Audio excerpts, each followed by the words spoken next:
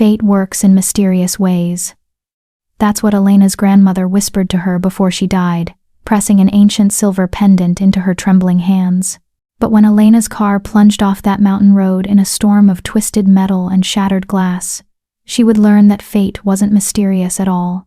It was brutal, deliberate, and had been hunting her since the day she was born. The wolves came first. 3 of them, massive and otherworldly, their eyes glowing like embers in the darkness.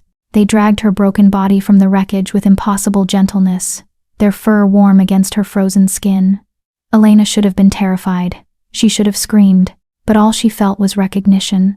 One wolf, silver-furred with eyes like molten gold, stayed closest, his breath hot against her neck as consciousness slipped away. In that moment between life and death, Elena heard a voice that seemed to echo from her very bones. "Found you." When she woke 3 days later in a cabin she didn't recognize, surrounded by strangers who looked at her like she was both salvation and curse, Elena realized the crash hadn't been an accident, the wolves hadn't been animals, and the life she thought she'd been living? Nothing but a carefully constructed lie. Her real story, the one written in blood and ancient magic, was just beginning. Chapter 1.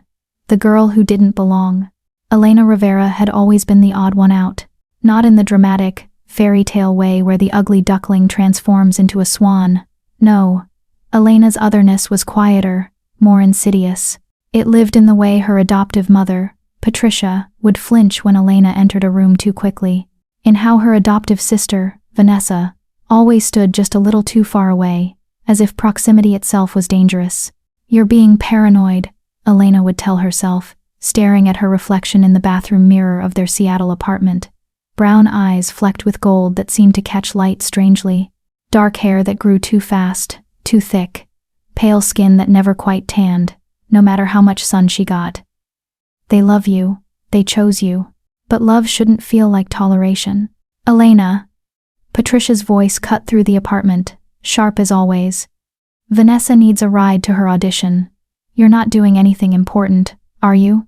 Elena glanced at her laptop, at the half-finished application for the wildlife biology program she'd been dreaming about for years. The deadline was in 3 hours. She'd been working on the essay for weeks, pouring her heart into words about belonging in the wild, about finding home in the spaces between civilization and nature. "No," Elena called back, closing the laptop. "Nothing important." This was the pattern. 23 years of this pattern. Vanessa was waiting by the door, perfect as always. Blonde hair in effortless waves, makeup that looked like she wasn't wearing any, designer clothes that Patricia somehow always found money for. She didn't even look at Elena, as she slid into the passenger seat of Elena's beat-up Honda. "Can you hurry?" Vanessa said, scrolling through her phone. "This audition could change my life. Not that you'd understand what that's like." Elena's hands tightened on the steering wheel. "What's that supposed to mean?" "Nothing." Vanessa's tone was saccharine. "Just that some of us have actual ambitions. Real dreams. Not weird obsessions with, like, wolves and forests and whatever." She wrinkled her nose. "It's creepy, Elena. Mom thinks so too." The words shouldn't have hurt. Elena had heard variations of them her entire life, but today, for some reason, they burrowed deeper. "I'm studying wildlife biology," Elena said quietly. "That's not creepy. That's science." "You have pictures of wolves all over your room," Vanessa countered. "You disappear into the woods for hours. You don't have friends. You barely talk to people." She finally looked up from her phone, her blue eyes cold. "Face it, Elena. You're not normal. You never have been." Elena focused on the road. They were heading into the mountains now, toward the prestigious theater where Vanessa's audition was being held. Dark clouds gathered overhead, and the weather report had warned about storms. Elena had mentioned taking a different route the highway, safer and well-lit. But Vanessa insisted on the mountain road because it was faster, and what Vanessa wanted, Vanessa got. "I got accepted," Elena said suddenly. The words escaped before she could stop them. "To the wildlife program. Full scholarship. They want me to start next month." Vanessa's head snapped toward her. "What? When did you find out?" "Last week." "And you didn't tell us?" Vanessa's voice pitched higher. "Does Mom know?" "Not yet." I was going to tell her tonight, after your audition. She's going to be so hurt," Vanessa interrupted. "That you kept this from her.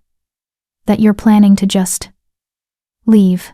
After everything she's done for you." Her tone turned venomous. "But that's so typical. Take,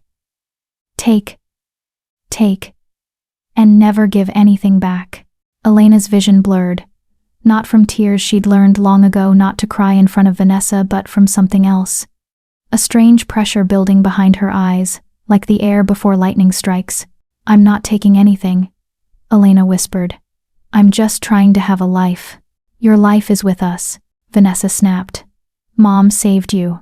You were nothing when she found you some abandoned baby left in the woods like garbage. She gave you everything, and this is how you repay her?" The pressure intensified. Elena's hands began to shake. "Vanessa, stop. No, you stop. Stop being so selfish. Stop pretending you're better than us with your science and your nature. You're not special, Elena. You're just..." The deer came out of nowhere. Elena swerved, instinct taking over. The Honda's tires screamed against wet asphalt. Vanessa's scream joined them. Everything became a blur of motion and sound. The guardrail rushing toward them, the sickening crunch of metal, the sensation of weightlessness as the car broke through and plummeted. They were falling. Elena's last coherent thought wasn't about the scholarship, or Patricia's inevitable disappointment, or even her own death. It was about the pendant around her neck. Her grandmother's pendant, the one she'd been wearing since she was found as a baby, suddenly burning hot against her skin. And then, impact. Pain exploded through Elena's body. Glass shattered, metal twisted. Vanessa's screaming cut off abruptly, replaced by terrible silence. Elena couldn't move, couldn't breathe. Blood filled her mouth, copper and wrong. Through the shattered windshield, she saw dark sky, darker trees, and something else. Eyes. Golden eyes, watching from the tree line. Then more eyes. Silver, amber, all glowing in the darkness like stars. The wolves came slowly, emerging from the forest with an otherworldly grace. 3 of them, each massive, far larger than any wolf should be. They moved like liquid shadow, like predators who knew they were apex. Elena should have been afraid. Every human instinct should have been screaming. But as consciousness faded, as blood pooled beneath her broken body, all Elena felt was a strange, bone-deep certainty. They've been waiting for me. The silver wolf reached her first. His fur gleamed like moonlight, and his eyes, those impossible golden eyes, held something that looked almost like recognition, almost like grief. He pressed his massive head against her chest, and Elena felt warmth spread through her shattered ribs. Healing warmth, impossible warmth. "Not yet," a voice whispered in her mind, deep, male, ancient. "You don't get to leave us yet." "Who?" Elena tried to speak, but blood choked the words. The wolf's eyes met hers, and the world tilted. "Sleep, little wolf. When you wake, everything changes." Darkness took her, but not before she saw the silver wolf shift, his form rippling, reshaping, becoming something between man and beast. Not before she saw him lift her in arms that were suddenly human, cradling her like she was precious. Not before she heard him say words that would haunt her. "I've been searching for you for 10 years. I'm not losing you now." Chapter 2. Awakening to Lies. Elena woke to the smell of pine and wood smoke. Not the antiseptic sting of a hospital. Not the familiar lavender detergent Patricia used on the apartment linens. This was wild, ancient, the scent of forests that had never known civilization. Her eyes fluttered open to exposed wooden beams, a stone fireplace crackling with amber flames, and windows that showed nothing but endless trees. Pain should have consumed her. The crash had been catastrophic. She remembered the impact, the way her ribs had cracked like kindling, the taste of blood drowning her lungs. But she felt fine, better than fine. Elena sat up slowly, expecting agony that never came. She was in a massive bed, covered in furs that were too soft, too warm. Someone had dressed her in clothes that weren't hers, a oversized flannel shirt and soft cotton pants. Her own clothes were nowhere to be seen. Neither was her pendant. Panic flared. Elena's hand flew to her bare neck, fingers searching desperately for the silver chain that had been there since infancy. Gone. The one thing that connected her to her origins, to the grandmother she'd never known. Looking for this? Elena's head snapped toward the voice. A man stood in the doorway, tall, broad-shouldered, with silver blonde hair that caught the firelight and eyes the color of molten gold. He was probably 30, maybe older age, sat strangely on him, like he existed outside normal time. He wore dark jeans and a Henley that did nothing to hide the predatory grace in every movement. In his hand, dangling from those long fingers, was her pendant. "Who are you?" Elena's voice came out stronger than she felt. "Where am I? Where's Vanessa, my sister?" She was in the car.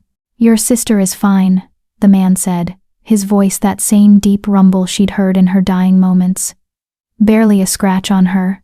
She's back in Seattle, spinning stories about how she miraculously survived while you—" He paused, golden eyes studying her with unsettling intensity.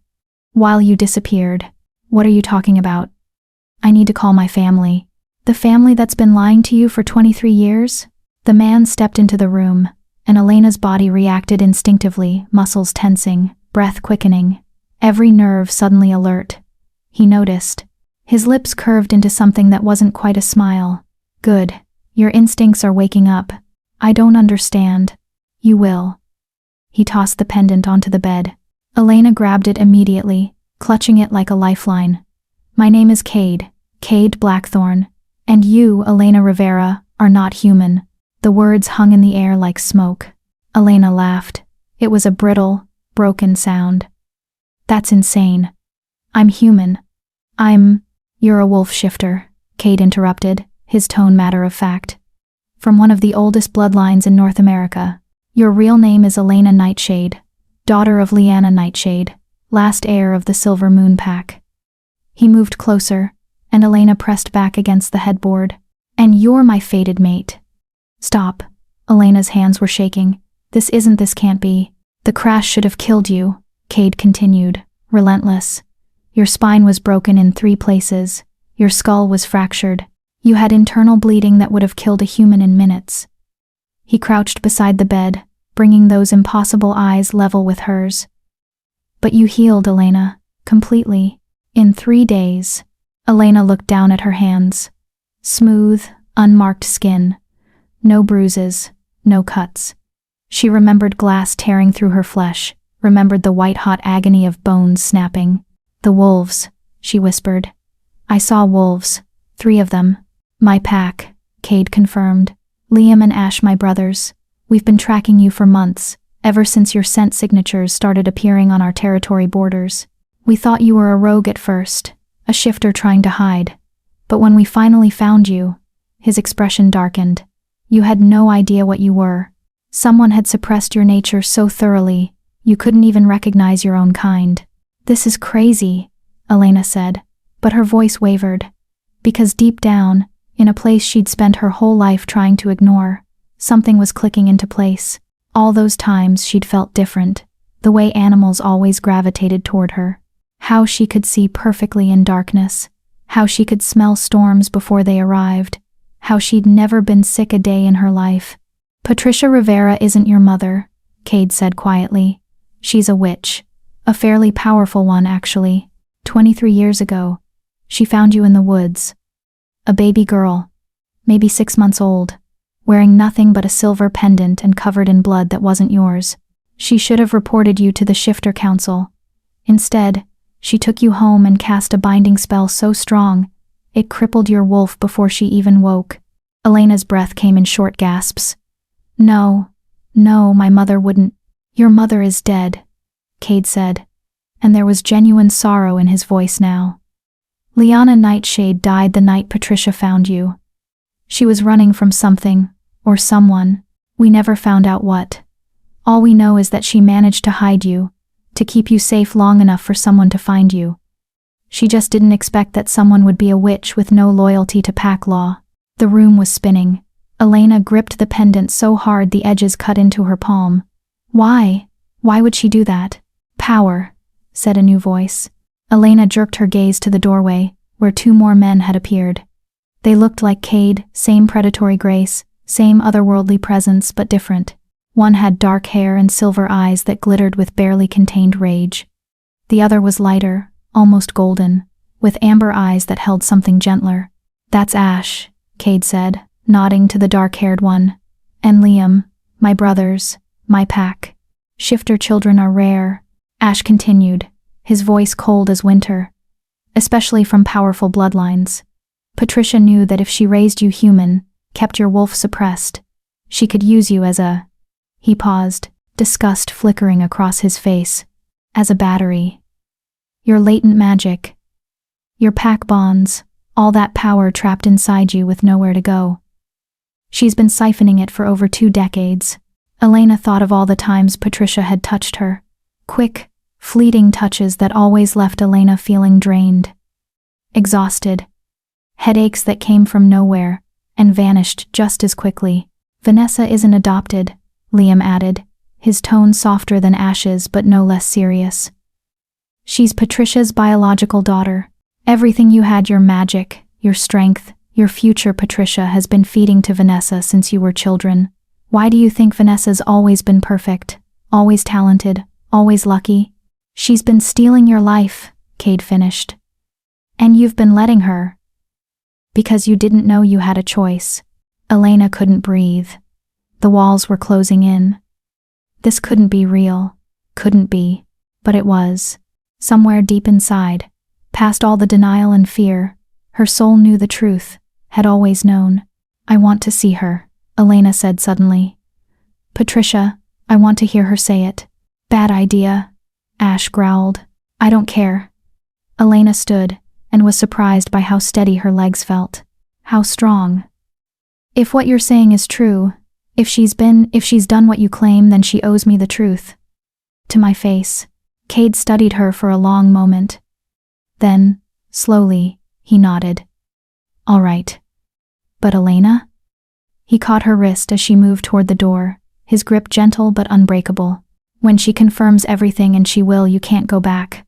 Once the binding breaks fully, once your wolf wakes completely, your human life is over. Do you understand?"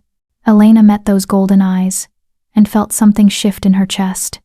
A recognition that went deeper than memory, older than conscious thought. "I don't have a human life," she said quietly. "I never did." Subscribe if you believe Elena deserves to know the truth about who she really is. Because people like Elena need an audience that won't abandon them when their whole world shatters.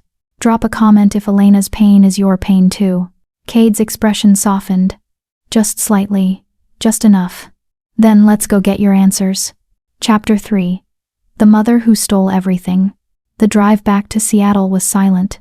Elena sat in the passenger seat of Cade's black truck, watching familiar highways blur past with new eyes. Everything looked different now, sharper, the colors too vivid, the sounds too clear. She could hear conversations from passing cars, smell the fierce sweat of a woman 3 lanes over, see the individual needles on pine trees half a mile away. "It's disorienting at first," Cade said, not taking his eyes off the road. "Your senses adjusting. The binding is cracking. Every hour you spend away from Patricia, every hour your body heals without her magic interfering. Your wolf gets stronger." "How long until?" Elena trailed off. Not sure how to finish the question. "Until you shift?" Cade's hands tightened on the steering wheel. "Hard to say. You were bound so young, so completely. It could be days. Could be weeks. But it's coming, Elena, and when it does, you need to be somewhere safe, with people who can guide you through it. People like you. People like us," he corrected. "Your pack." Elena turned to look at him fully. In profile, Cade was devastating, all sharp angles and raw masculinity. But it was more than physical. There was something about his presence that made her body hum, like a tuning fork resonating at a frequency only they could hear. "This mate thing," Elena said carefully. "Explain it to me." Cade was quiet for a long moment. When he spoke, his voice was rougher. "Shifters mate for life. It's not a choice, it's recognition. Your soul knows its match, and once you find them..." He glanced at her briefly. "Everything else becomes background noise. You'd do anything for them, protect them, die for them. It's not rational. It's not convenient. It just is. And you think I'm your mate? I don't think. I know. His jaw clenched. I felt it the moment I caught your scent. Months ago. Like lightning in my veins. Every instinct I have screams that you're mine. But Elena. He exhaled slowly. The bond only completes if both wolves recognize it. Right now, your wolf is still sleeping. You can't feel what I feel. You might never feel it, if the binding damaged you too badly. There was pain in his voice. Raw and real. Is that why you saved me? Elena asked. Because of some magical bond? I saved you because leaving you to die would have killed me too, Cade said bluntly. But I'm not keeping you because of the bond. You're free to leave anytime, Elena. Free to reject the mate connection, reject the pack, reject all of this, and try to build a human life somewhere else. His golden eyes found hers. I won't stop you, even if it destroys me. Elena's chest tightened. She looked away, back to the highway. I don't know what I want. Then figure it out. But do it with all the information. That's why we're doing this. They pulled off the highway 20 minutes later, entering Elena's neighborhood. Everything looked so normal. Families walking dogs, kids playing basketball, the coffee shop where Elena used to study, desperately trying to feel like she belonged. She'd never belonged here. Had she? Cade parked 2 blocks from Patricia's apartment. Ash and Liam pulled up behind them in a second vehicle, their expressions grim. We'll wait outside, Ash said, his silver eyes dangerous. If anything goes wrong. Nothing will go wrong, Elena interrupted. She's not going to hurt me. She's had 23 years to hurt me. Why start now? Because now you know, Liam said quietly. And cornered witches are unpredictable. Elena climbed out of the truck before she could lose her nerve. The apartment building loomed ahead, suddenly unfamiliar. How many times had she walked through those doors? How many times had she felt grateful that Patricia chose her? Chosen. What a sick joke. Cade fell into step beside her. I'm coming with you. She won't talk if you're there. I don't care. His tone left no room for argument. I'm not letting you face her alone. Elena should have protested, should have insisted on her independence. But truthfully, she was terrified. And having Cade's solid presence beside her, his strength radiating like heat, it helped. They took the stairs to the 3rd floor. Elena's hands shook as she pulled out her keys, then paused. Did she still have the right to just walk in? Was this even her home anymore? She knocked instead. Footsteps. Then the door swung open, and there was Patricia. She looked the same as always. Neat brown hair, simple blouse, reading glasses perched on her nose. The picture of suburban normalcy. But when her eyes landed on Elena, something flickered across her face. Fear. Elena. Patricia's voice was controlled, but her hand gripped the doorframe too tightly. You're alive. We thought the police said there was so much blood. Can we come in? Elena asked. Patricia's gaze shifted to Cade, and her face went pale. Who is this? Someone who knows what you did, Cade said softly. Dangerously. Patricia stepped back, and they entered the apartment. It looked exactly as Elena remembered. Same furniture, same photos on the walls, mostly of Vanessa. Elena noticed now. Only a handful included Elena, and in those, she was always slightly out of focus, slightly to the side. Never the center. Never the priority. Vanessa was on the couch, scrolling through her phone.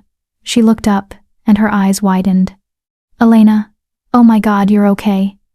She jumped up, but didn't approach, didn't hug her. The doctor said you must have been thrown from the car.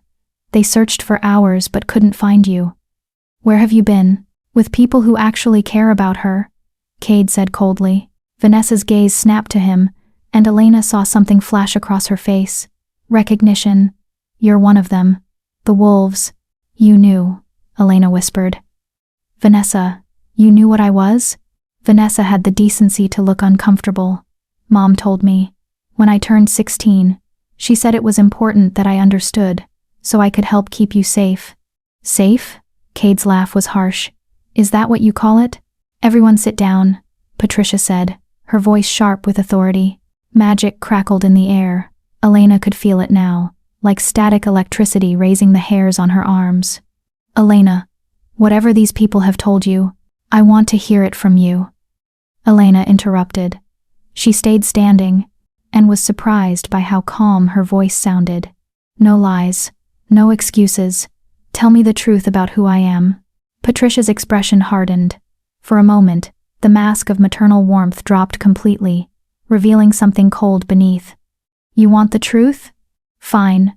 I found you in the woods 23 years ago, covered in your mother's blood. She was dead. You were crying. If I hadn't taken you in, you would have died too. You took her in because you wanted her power, Cade snarled. I took her in because she was a resource. Patricia snapped back. Do you know how rare shifter children are?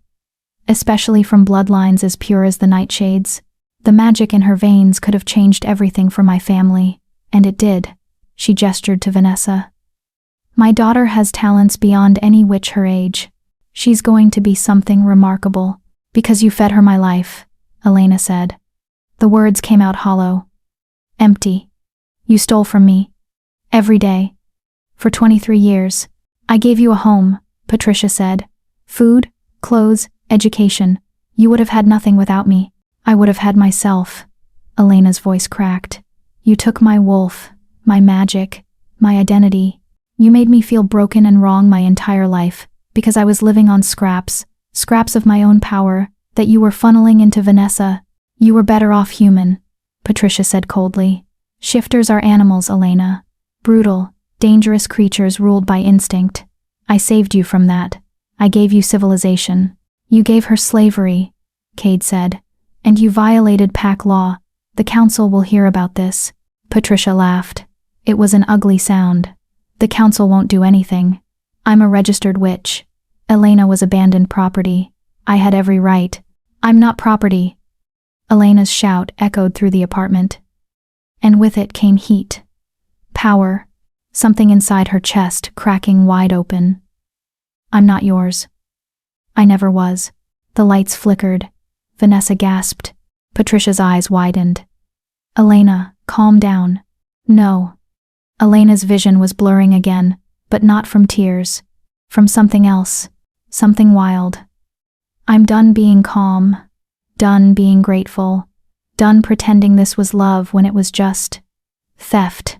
Her skin was burning, bones shifting beneath flesh. Elena. Cade's voice cut through the haze. Steady.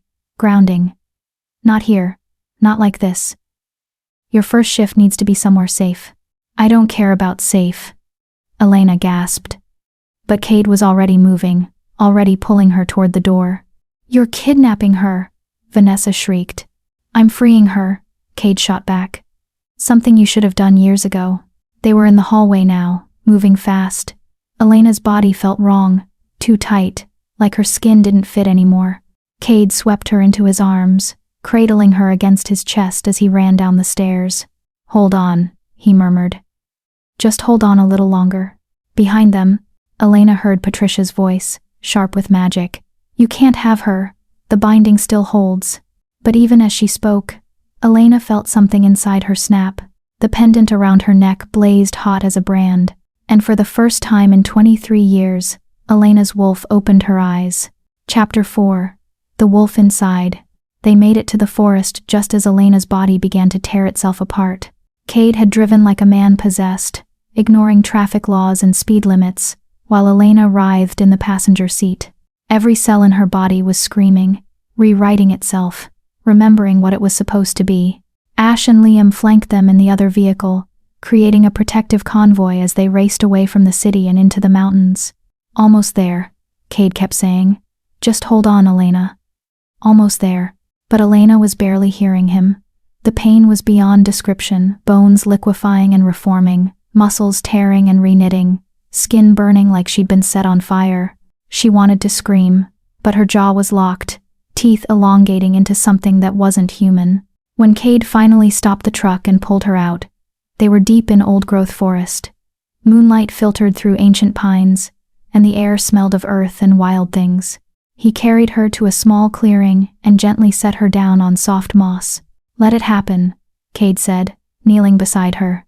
His voice was calm, but his eyes betrayed his fear. Don't fight it. Your wolf wants out, Elena. Let her come. It hurts, Elena gasped. God, it hurts. I know. I'm sorry. Cade smoothed her hair back from her sweat-soaked face. First shifts are always brutal, but it gets easier. I promise. Ash and Liam emerged from the tree line, already half-shifted. Their forms wavered between human and wolf, bones visible beneath translucent skin, eyes glowing in the darkness. They formed a triangle around Elena, protective and waiting. We've got you, Liam said. You're safe here. Whatever happens, we won't let anything hurt you. Elena wanted to thank them, but then another wave of agony hit, and she couldn't do anything but scream. Her spine arched, her fingers curved into claws. The world tilted sideways as her perspective shifted, as her body compressed and reformed into something older, something primal. She felt her consciousness splitting, human thoughts tangling with animal instinct, logic drowning in sensation. And then, suddenly, clarity. Elena opened her eyes, her wolf's eyes, and the world exploded into focus. Everything was sharper, brighter. She could see individual dewdrops on leaves 50 feet away, could hear a rabbit's heartbeat 3 clearings over, could smell the distinct scents of the 3 male wolves around her. Ash's scent like winter storms, Liam's like summer honey, and Cade's scent wrapped around her like home. Elena looked down at herself and saw silver fur, paws where her hands had been. She was smaller than she'd expected, more compact than the males, but strong. She could feel power thrumming through every muscle, magic singing in her bones. Hello, a voice whispered in her mind. Her own voice, but different, wilder. I've been waiting so long to meet you. Elena's wolf, the part of her that Patricia had locked away. She tried to speak, but what came out was a soft whine. Cade shifted then, his human form melting into the massive silver wolf Elena remembered from the crash. He padded closer, his golden eyes warm with something that made her chest tight. Easy, his voice said in her mind. Pack bonds, allowing communication between shifted wolves. Your first time speaking will be difficult. Just feel, just be. Elena took a tentative step, then another. Her legs felt strange but right, muscles coiling and releasing with predatory grace. She was built for this, had always been built for this. Ash and Liam completed their shifts, flanking her on either side. Ash was dark as shadow, his silver eyes luminous. Liam was golden brown, his amber eyes gentle. Together, the 4 of them looked like something out of myth. Run with us, Cade said. Let your wolf remember what it feels like to be free. And Elena ran. She ran until her lungs burned and her muscles sang. She ran through moonlit clearings and dark groves, over streams and under low branches. The males kept pace with her easily. They were larger, stronger, more experienced, but they let her lead. Let her choose the path.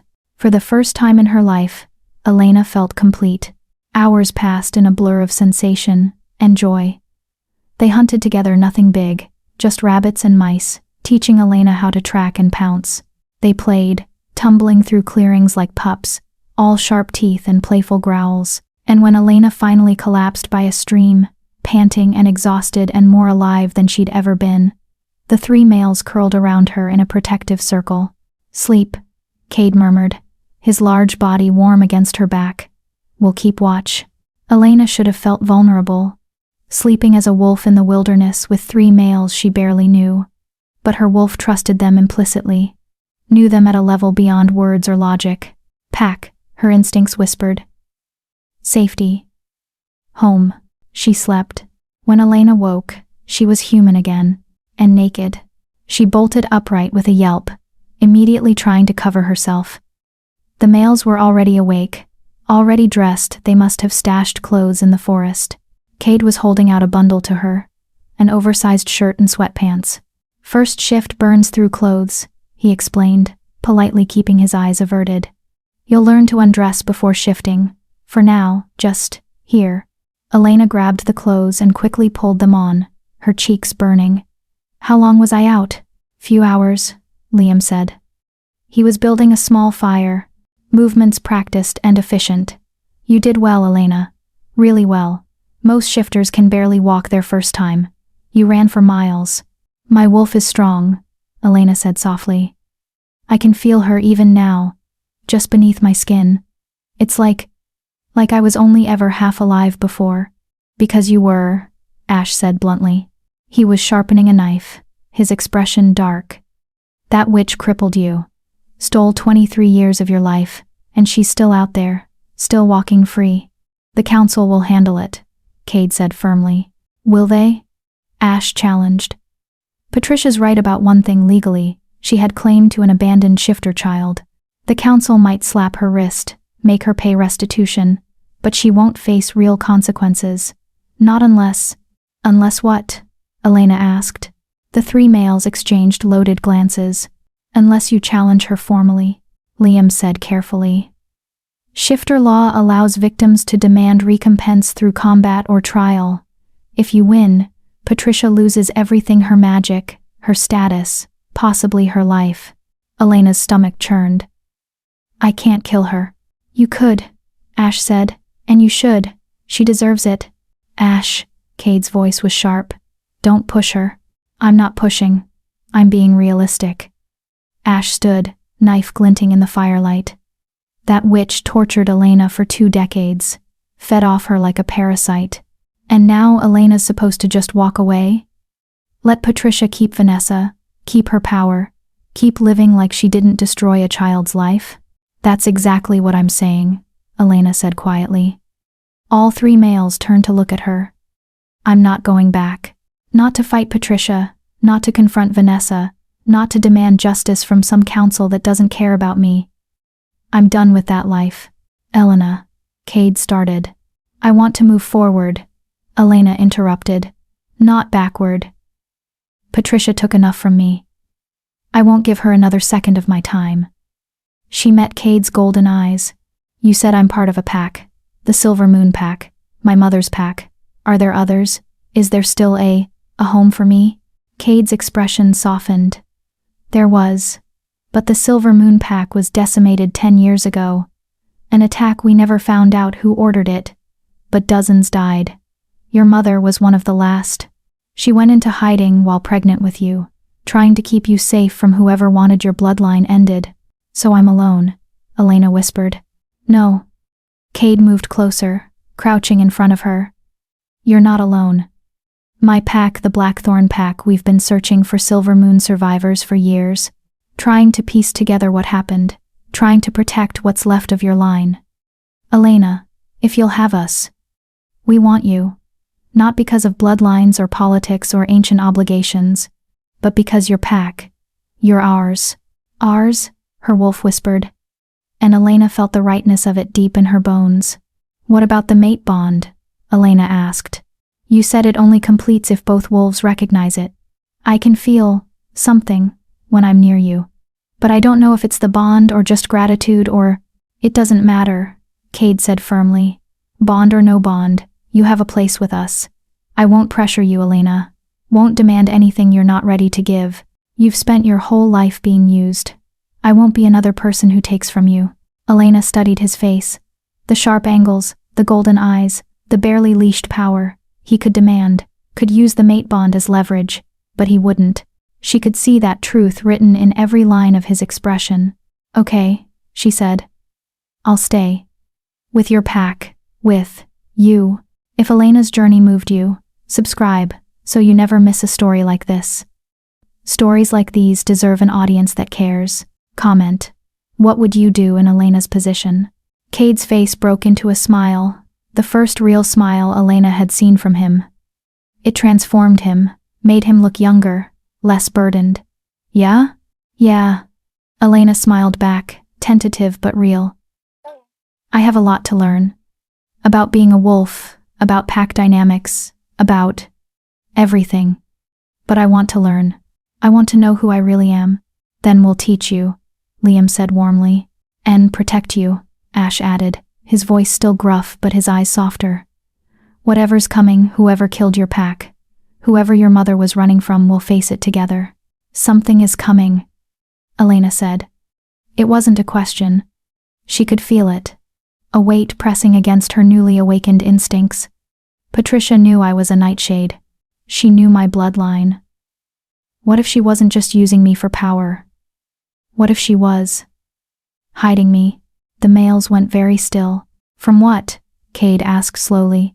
Elena touched her pendant, the silver warm against her skin. I don't know, but my mother gave me this before she died, and Patricia never tried to take it. She could have, should have, if she wanted all my magic. But she left the pendant alone, like she was afraid of it. Cade reached out, his fingers brushing the silver. The moment he touched it, his eyes widened. This isn't just a pendant. It's a seal. Elena, there's magic locked inside this old magic, the kind that takes blood sacrifice to create. What kind of magic? I don't know, but I know someone who might. Cade stood, pulling Elena up with him. There's a seer 3 hours north. She owes my pack a favor. If anyone can read this seal, it's her. And if it's dangerous? Elena asked. Cade's expression hardened. Then we'll deal with it, together. As they prepared to leave the clearing, Elena took one last look at the space where she'd first become herself. Where her wolf had finally been set free. Whatever came next, danger or destiny or something in between, she wouldn't face it alone. She had a pack now. She had Cade. And for the first time in 23 years, Elena had herself. Chapter 5. The Seer's Warning. The drive north took them deeper into mountains Elena had never seen. They'd left the clearing at dawn, piling into Cade's truck while Ash and Liam followed in their vehicle. Elena sat in the passenger seat, her pendant clutched in one hand, watching wilderness give way to even wilder terrain. Towns became villages, then disappeared entirely. The roads turned from paved to gravel to little more than dirt tracks cutting through ancient forest. This seer, Elena said, breaking the comfortable silence. What's she like? Cade's jaw tightened. Intense. She sees things past, future, possibilities. It's not always pleasant, and she doesn't lie, which sounds like a virtue until you realize how brutal honesty can be. How does she owe you a favor? 5 years ago, a rogue pack tried to claim her territory. She's powerful, but seers aren't fighters. My pack intervened, drove the rogues out. She said she'd answer one question for us, whenever we needed it. He glanced at Elena. This is that question. The weight of that settled over Elena. One question. One chance. And Cade was using it for her. Why? She asked softly. You barely know me. I know enough. His voice was rough. I know you've been hurt. I know you deserve answers, and I know that whatever's locked in that pendant might be the key to understanding why your pack was destroyed. He paused. My father died in the attack on Silver Moon. He was there trying to broker peace between our packs.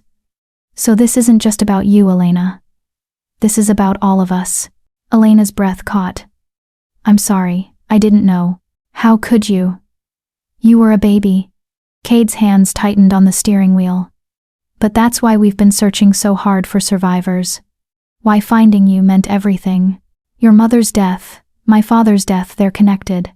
And whoever orchestrated it is still out there. They drove in silence after that, the weight of shared loss sitting between them. An hour later, they pulled off the dirt road entirely, following a path only visible to shifter senses. The trees here were older than old, their trunks wider than the truck, their branches forming a canopy so thick that only fragments of sky showed through. We walk from here, Cade said, parking in a small clearing. Ash and Liam joined them, both looking tense. Are you sure about this? Ash asked. Seers don't give answers, they give riddles wrapped in nightmares. We don't have a choice, Cade said. They walked for 20 minutes, following a trail marked by stones that seemed to glow faintly. Elena's wolf stirred beneath her skin, uneasy. This place felt wrong somehow, not evil, but separate. Like reality was thinner here, stretched too tight over something vast. Then the trees opened into a glade, and Elena stopped breathing. The cabin in the clearing looked like it had grown from the earth itself. Moss covered the roof, vines crawled up the walls, and the windows glowed with soft silver light. But it was the woman standing in the doorway that made Elena's heart pound. She was ancient and ageless at once. Her skin was dark as rich soil, lined with age but somehow luminous. Her hair was white, braided with feathers and bones, And her eyes were completely white. No pupils, no iris. Just milky emptiness that somehow saw everything. "Cade Blackthorn," the seer said, her voice like wind through dead leaves. "You've come for your answer, but you've brought me something far more interesting." Those blind eyes turned to Elena. "Hello, little nightshade. I've been watching you in my dreams for 23 years. Elena's throat went dry. "You know me? I know what you carry." The seer beckoned. "Come. We don't have much time. They're already looking for you." "Who?" Cade demanded, moving protectively in front of Elena. "Everyone." The seer smiled. "And it was a terrible thing. The wolves who want her dead, the witches who want her power, the old gods who want what she stole." She turned, her movements fluid despite her apparent age. "Come inside, all of you. This isn't a conversation for open air." The cabin's interior was larger than it should have been, defying physics in the way only magic could. Shelves lined the walls, crammed with jars of things Elena didn't want to identify. Herbs hung from the ceiling. Symbols were carved into every surface, glowing faintly. The seer gestured to a table in the center of the room. "Sit. Show me the pendant." Elena sat, the others flanking her. With trembling fingers, she lifted the silver chain over her head and placed the pendant on the table. The moment it left her skin, the temperature dropped 20 degrees. The seer leaned close, her blind eyes somehow focusing on the pendant. She didn't touch it. Didn't need to. The air around the silver began to shimmer, revealing layers of magic Elena had never sensed before. "Blood seal," the seer murmured. "Cast by Liana Nightshade with her dying breath. Very powerful, very desperate." She looked up at Elena. "Do you know what your mother locked inside this?" "No. A memory, a name, and a warning." The seer's expression darkened. "Your mother knew she was being hunted, knew that telling anyone the truth would get them killed too, so she locked the information here, in a seal that could only be broken by her daughter's blood, on her daughter's 23rd birthday." Elena felt the blood drain from her face. "My birthday was 2 weeks ago." "I know. The seal has been weakening since then, calling to you. That's why your wolf has been stirring, why your bindings have been cracking, and that's why Patricia panicked." The seer's smile was grim. The witch knew that once you turned 23, once the seal began to break, her control over you would end. She tried to accelerate the process, tried to drain you faster before you could escape. But then the crash happened, and you were taken before she could finish. "Finish what?" Cade's voice was deadly quiet. "Killing her," the seer said it matter-of-factly. "Patricia's been slowly draining Elena for 23 years. Another few months, and Elena would have simply faded. Patricia would have claimed it was a tragic illness, and Vanessa would have absorbed the last of Elena's power. Clean, tidy, profitable. Rage flooded Elena's system, so hot and sudden it made her vision blur. Her wolf snarled inside her chest, demanding blood, demanding justice. "Breathe," Cade said, his hand finding hers under the table. "Don't shift. Not here." Elena forced herself to calm, but it was like swallowing glass. "The seal," Liam prompted. "Can you break it?" "I can. But you won't like what you find inside." The seer looked at Elena. "Your mother died to protect this secret. Are you sure you want to know?" "Yes," Elena said without hesitation. The seer nodded slowly. "Then give me your hand." Elena extended her palm. The seer produced a small silver knife, the same one Elena's mother must have used 23 years ago, and made a quick, clean cut across Elena's palm. Blood welled, bright red against pale skin. The seer guided Elena's bleeding hand to the pendant. The moment Elena's blood touched the silver, the world exploded. Light erupted from the pendant, blinding and terrible. Elena felt herself falling backward, felt Cade catch her, but she couldn't see him. Couldn't see anything but the vision flooding her mind. Her mother's face. Young, beautiful, terrified, running through dark woods with a baby in her arms. "They know."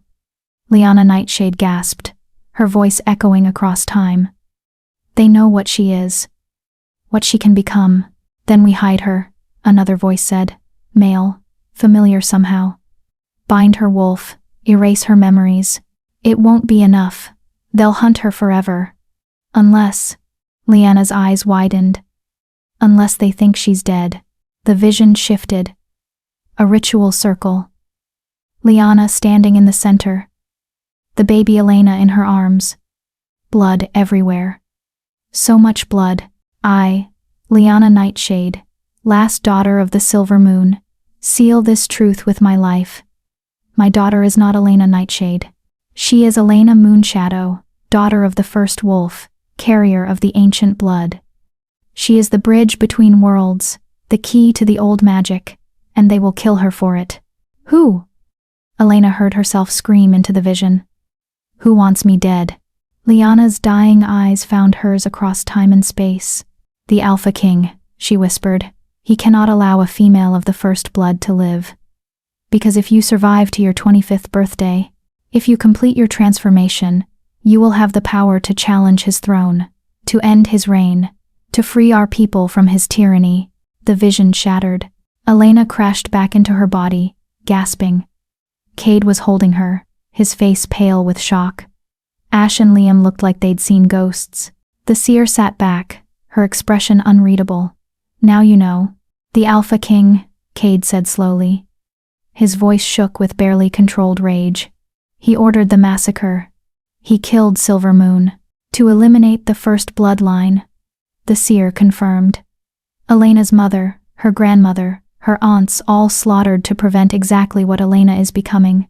But Lyanna hid her daughter, faked her death, and bought 23 years of safety. She looked at Elena. But that safety is over now, child. The seal is broken. The Alpha King's seers will feel it. They'll know a first blood survived, and they will come for you. Elena's mind was reeling. I don't understand. What is first blood? What does it mean? It means you're descended from the first shifters, Liam said quietly. The ones who walked with gods. Only a handful of bloodlines still carry it, and they're hunted to extinction because they can challenge the Alpha King's authority. Ash finished, his silver eyes blazing. The throne isn't hereditary. It's earned through combat and magic. But for centuries, the king has maintained power by killing anyone strong enough to oppose him, anyone with first blood. He's not a king, Cade said softly. He's a tyrant. The seer stood, moving to a shelf and pulling down a leather-bound book. Elena Moonshadow. That's your true name. Your mother gave you her power, her legacy, and her hope, but she also gave you a burden. She opened the book, showing Elena a page covered in ancient script. This is the prophecy of the first wolf. It says that when the darkness is greatest, when the people have forgotten freedom, a daughter of the first blood will rise. She will unite the scattered packs. She will challenge the tyrant, and she will restore balance. Or trying, Ash muttered. I'm not a hero, Elena said, her voice shaking. I just learned I was a wolf 2 days ago. How am I supposed to challenge a king? You have 2 years, the seer said, until your 25th birthday, when your power fully manifests. 2 years to learn, to grow, to become what you were meant to be. Or 2 years to run and hide, hoping the king never finds you. She closed the book. The choice is yours. Silence filled the cabin. Elena looked down at her bleeding palm, at the pendant now dark and lifeless on the table. 23 years of lies, 23 years of stolen life. And now this a destiny she never asked for. A war she never wanted. But deep inside, her wolf stirred. And Elena heard her mother's voice one last time. You are stronger than you know, my daughter, braver than you believe. And you are not alone. Elena lifted her head, meeting Cade's golden eyes. If I do this, if I try to become what the prophecy says, will your pack stand with me? Yes, Cade said without hesitation. Even if it means war with the Alpha King? Especially then. Cade's expression was fierce. He killed my father, slaughtered your family. He's ruled through fear and blood for too long. If you're willing to fight him, Elena, then we're with you. All the way. Ash and Liam nodded, their faces set with grim determination. Elena took a shaky breath. 23 years of being powerless. Of being small and grateful and weak. No more. Then teach me, she said. Teach me how to be a wolf. How to fight. How to lead. Because I'm not going to spend the next 2 years hiding. She stood, and despite her fear, despite everything, her voice was steady. I'm going to spend them becoming the thing the Alpha King fears most. The seer smiled. There she is, the daughter of the first wolf. Outside, thunder rumbled. A storm was coming, and Elena Moonshadow was ready to meet it. Chapter 6. The training begins. They returned to Blackthorn territory as the storm broke. Rain lashed the windshield, and lightning carved the sky into jagged pieces. Elena watched the wilderness blur past, her mind still reeling from the seer's revelations. 2 years. She had 2 years to become someone capable of challenging the most powerful shifter in North America. 2 years to become someone worth killing. Stop spiraling, Cade said without looking at her. I can smell your fear from here. I'm not afraid, Elena lied. You should be. Fear keeps you sharp. He finally glanced over, his golden eyes softer. But don't let it paralyze you.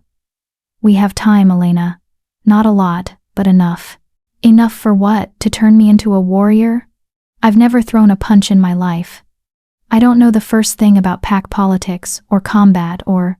You know how to survive, Cade interrupted. You spent 23 years in a hostile environment with someone actively draining your life force, and you're still here, still fighting. That's not weakness, Elena. That's strength. The truck pulled off the main road onto a private drive. They traveled for another 10 minutes before the trees opened to reveal Blackthorn territory. Elena's breath caught. It was beautiful. A compound of cabins nestled in a valley, surrounded by towering pines and a river that glittered even in the storm.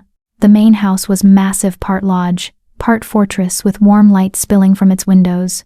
Smaller cabins dotted the property, and in the distance, Elena could see training grounds, a gathering hall, and what looked like a forge. Home, Cade said simply. As they parked, people emerged from the buildings. Shifters, Elena realized. At least 24 of them, ranging from teenagers to elders. They watched with curious, cautious eyes as Elena climbed out of the truck. Everyone. Cade's voice carried effortlessly across the compound. This is Elena Moonshadow, last daughter of the Silver Moon Pack. She's under Blackthorn protection now. Anyone who touches her answers to me.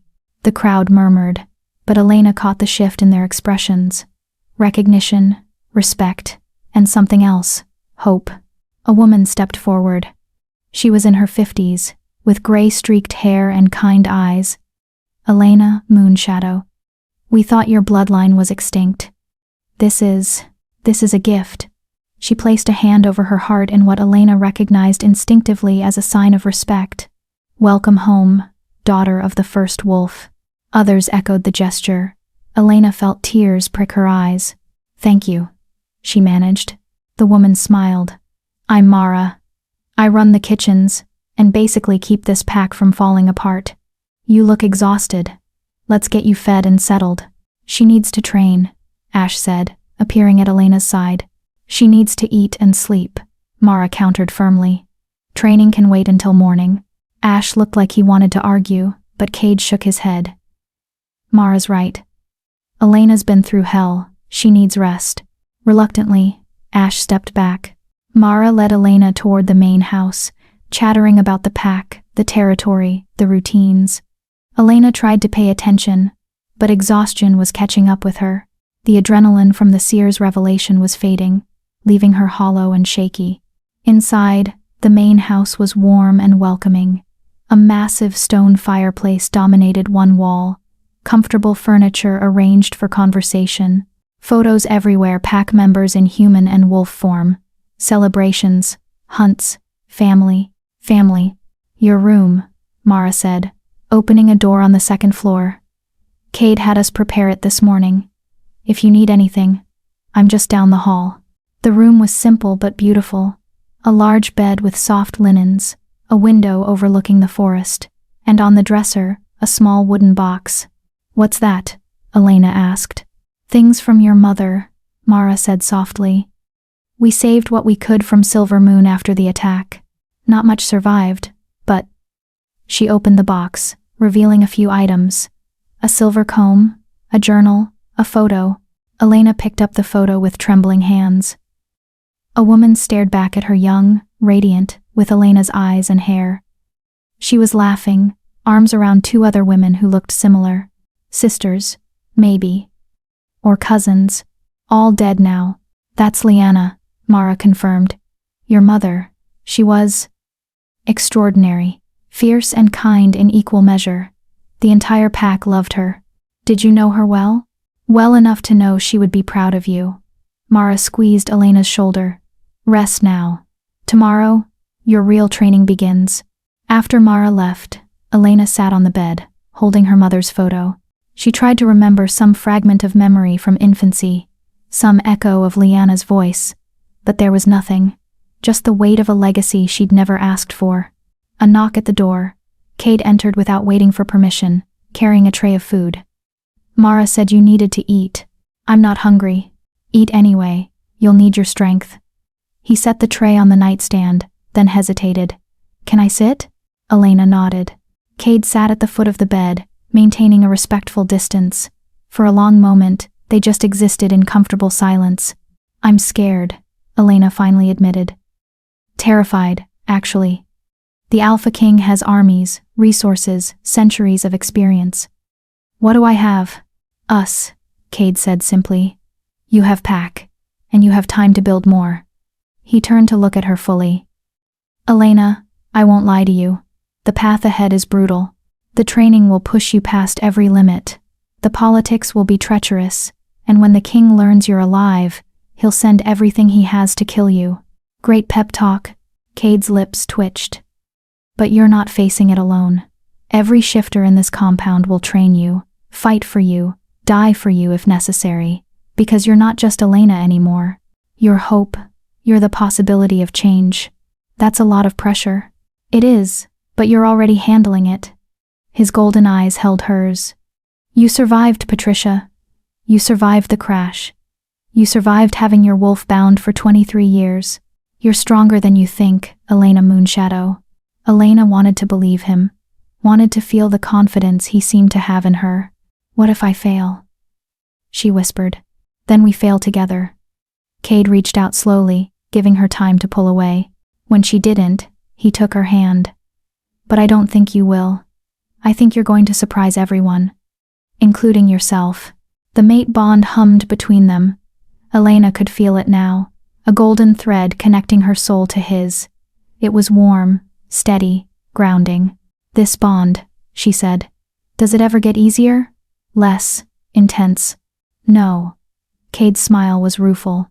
It only gets stronger. But Elena, I meant what I said before. I won't pressure you, won't demand anything.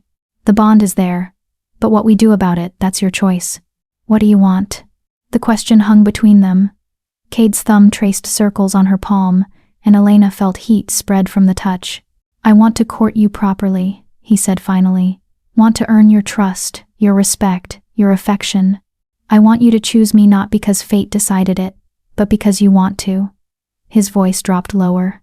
But I also want to mark you, claim you, bind you to me so completely that nothing can ever take you away, so the Alpha King can't touch you without starting a war. Elena's breath hitched. That's honest. I told you. I don't lie to my mate. Cade released her hand and stood.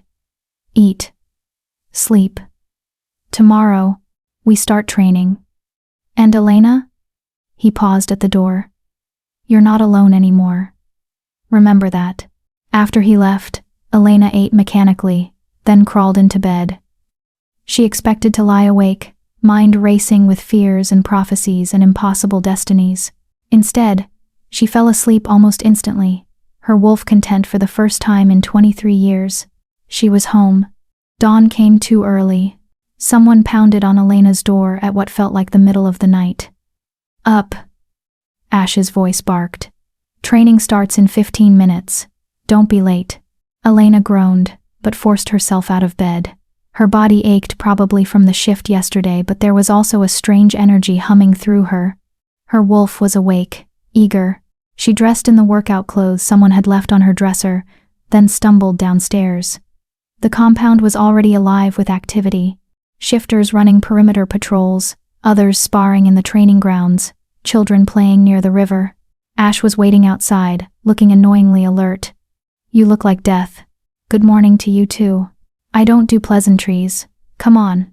He led her to the training grounds, where Liam and a handful of other shifters were already warming up. Cade stood to the side, arms crossed, watching everything with a critical eye. "First rule," Ash said. "Your human body is weak. We're going to fix that. Shifters heal fast, but we can still be hurt, still be killed. You need to be strong in both forms." "Okay," Elena said. "Second rule, your wolf has instincts. Learn to trust them, but don't let them control you. The best fighters are the ones who can think like humans and fight like wolves." "Makes sense." "Third rule, I'm going to push you until you break, and then I'm going to push you further. No complaining, no quitting. Understood?" Elena met his silver eyes. "Understood." Ash smiled. It was not a kind smile. "Good. Start running." 10 miles. Don't stop. 10 miles? 12 now. Keep talking and it'll be 15. Elena swallowed her protest and started running. It was brutal. Her lungs burned. Her legs screamed. Human Elena would have collapsed after a mile, but shifter Elena she pushed through. Her wolf lent her strength, her endurance, her determination. By mile 5, she'd found a rhythm. By mile 8, she was flying. By mile 10, she understood. This wasn't punishment. This was teaching her what her body could do. When she finally stumbled back to the training grounds, Ash actually looked impressed. "Not bad. Now, hand-to-hand combat. Liam will be your partner." The next 3 hours were a blur of punches, kicks, throws, and pain. Liam was patient but merciless, correcting her form, teaching her to use an opponent's strength against them. Elena fell a dozen times, got back up 13. By noon, she could barely stand. "Good," Ash said. "You're not completely hopeless. Tomorrow we start weapons training. Be here at dawn." Elena wanted to collapse, wanted to cry from exhaustion and pain, but she saw the pack, saw the respect in their eyes, the hope, and forced herself to stand straight. "I'll be here," she said. Cade appeared at her side, offering water. "You did well. I feel like I got hit by a truck. You'll feel worse tomorrow, but you'll also be stronger." He handed her a towel. "Come on, let's get you fed." As they walked back to the main house, Elena caught sight of her reflection in a window. Sweaty, bruised, exhausted, but also alive, strong, becoming. The daughter of the first wolf wasn't born in prophecy. She was forged in training grounds, in pain and sweat and determination, and Elena was ready to be forged. Chapter 7, The First Test. 6 weeks passed in a blur of training, pain, and transformation. Elena woke before dawn every day, her body screaming protests that she ignored. She ran until her legs gave out, then ran further. She sparred until her knuckles bled, then sparred more. She learned to fight with knives, staffs, her bare hands. She learned pack hierarchy, shifter politics, the complex web of alliances and enemies that governed their world. And slowly, painfully, she became someone new. "Again," Ash barked, circling her in the training ring. "You're telegraphing your moves. I can see every punch before you throw it." Elena wiped blood from her split lip and raised her fists. They'd been at this for 2 hours, and Ash hadn't gone easy on her once. Good. She didn't want easy. She feinted left, then drove right, her fist connecting with Ash's ribs. He grunted actual surprise, crossing his face before sweeping her legs out from under her. Elena hit the ground hard but rolled immediately, coming up in a defensive crouch. "Better," Ash admitted. "You're learning." "High praise from you," Elena panted. "Don't let it go to your head." But there was approval in his silver eyes. "Take 5, then we shift and run patrol." Elena collapsed onto a bench, gulping water. Her body was changing muscles she'd never had before, reflexes sharper, senses more acute. She was still smaller than most of the pack, but what she lacked in size, she was making up for in speed and cunning. Cade approached, carrying a towel. Over the past weeks, he'd been true to his word, giving her space, never pushing, but always there. Training with her, eating meals beside her, walking her back to her room each night with nothing more than a soft, sleep well. The mate bond had grown stronger. Elena felt it constantly now, a warm presence in her chest that flared whenever Cade was near. Her wolf wanted him, craved him, but Elena was determined to make her own choices, not be ruled by biology, even if those choices were getting harder every day. "You're getting good," Cade observed, sitting beside her, close enough to feel his heat, far enough to be respectful. "Ash says I'm still terrible." Ash said you're learning. That's basically a love confession from him. Cade's smile was warm. "Seriously, Elena, 6 weeks ago you didn't know how to throw a punch. Now you're holding your own against one of the best fighters in the pack. I still can't beat him." "You will. Give it time." Cade's expression turned serious. "Actually, that's what I wanted to talk to you about. Time, or rather, the lack of it." Elena's stomach dropped. "What happened?" "We got word this morning. The Alpha King's enforcers have been asking questions, visiting packs, demanding to know if anyone's seen a female shifter matching your description." Cade's jaw tightened. "He knows you're alive, Elena, and he's looking." Fear spiked through her, but Elena forced it down. "How long until they find us?" "Hard to say. Could be weeks, could be days. Blackthorn territory is well hidden, and we have wards, but—" He met her eyes. "We need to accelerate your training. Prove to the other packs that you're worth protecting, worth risking war over, which means you need to complete your first trial." "Trial?" "Every shifter of the First Blood undergoes 3 trials before their 25th birthday," Liam said, joining them. His amber eyes were grave. "Tests of strength, wisdom, and heart. You pass all 3, and you're recognized as a legitimate heir, as someone capable of challenging for leadership." "What kind of tests?" "The first is combat," Ash said, appearing from behind them like a predator. "You have to defeat a challenger in single combat, wolf form, no holds barred." Elena's mouth went dry. "When?" "Tonight." Cade stood, offering his hand to help her up. "The full moon, it's tradition. And it'll send a message that you're not hiding, not running, that you're ready to fight for your place." "I've only been training for 6 weeks, Elena protested. "I'm not ready." "You're as ready as you're going to be," Ash interrupted. "And we're out of time. The King's enforcers will be here within the month. You need to prove yourself before they arrive." Elena looked between the 3 males. They believed in her, she could see it in their faces, feel it through the pack bonds that had been forming. But belief wasn't enough against tooth and claw. "Who's my challenger?" she asked. The males exchanged glances. "Me," said a voice from behind. Elena turned to find a woman approaching. She was tall, powerful, with auburn hair and green eyes that burned with intensity. Elena recognized her from the compound. Kara, one of the senior warriors. She'd trained alongside Elena a few times, and every session had ended with Elena flat on her back.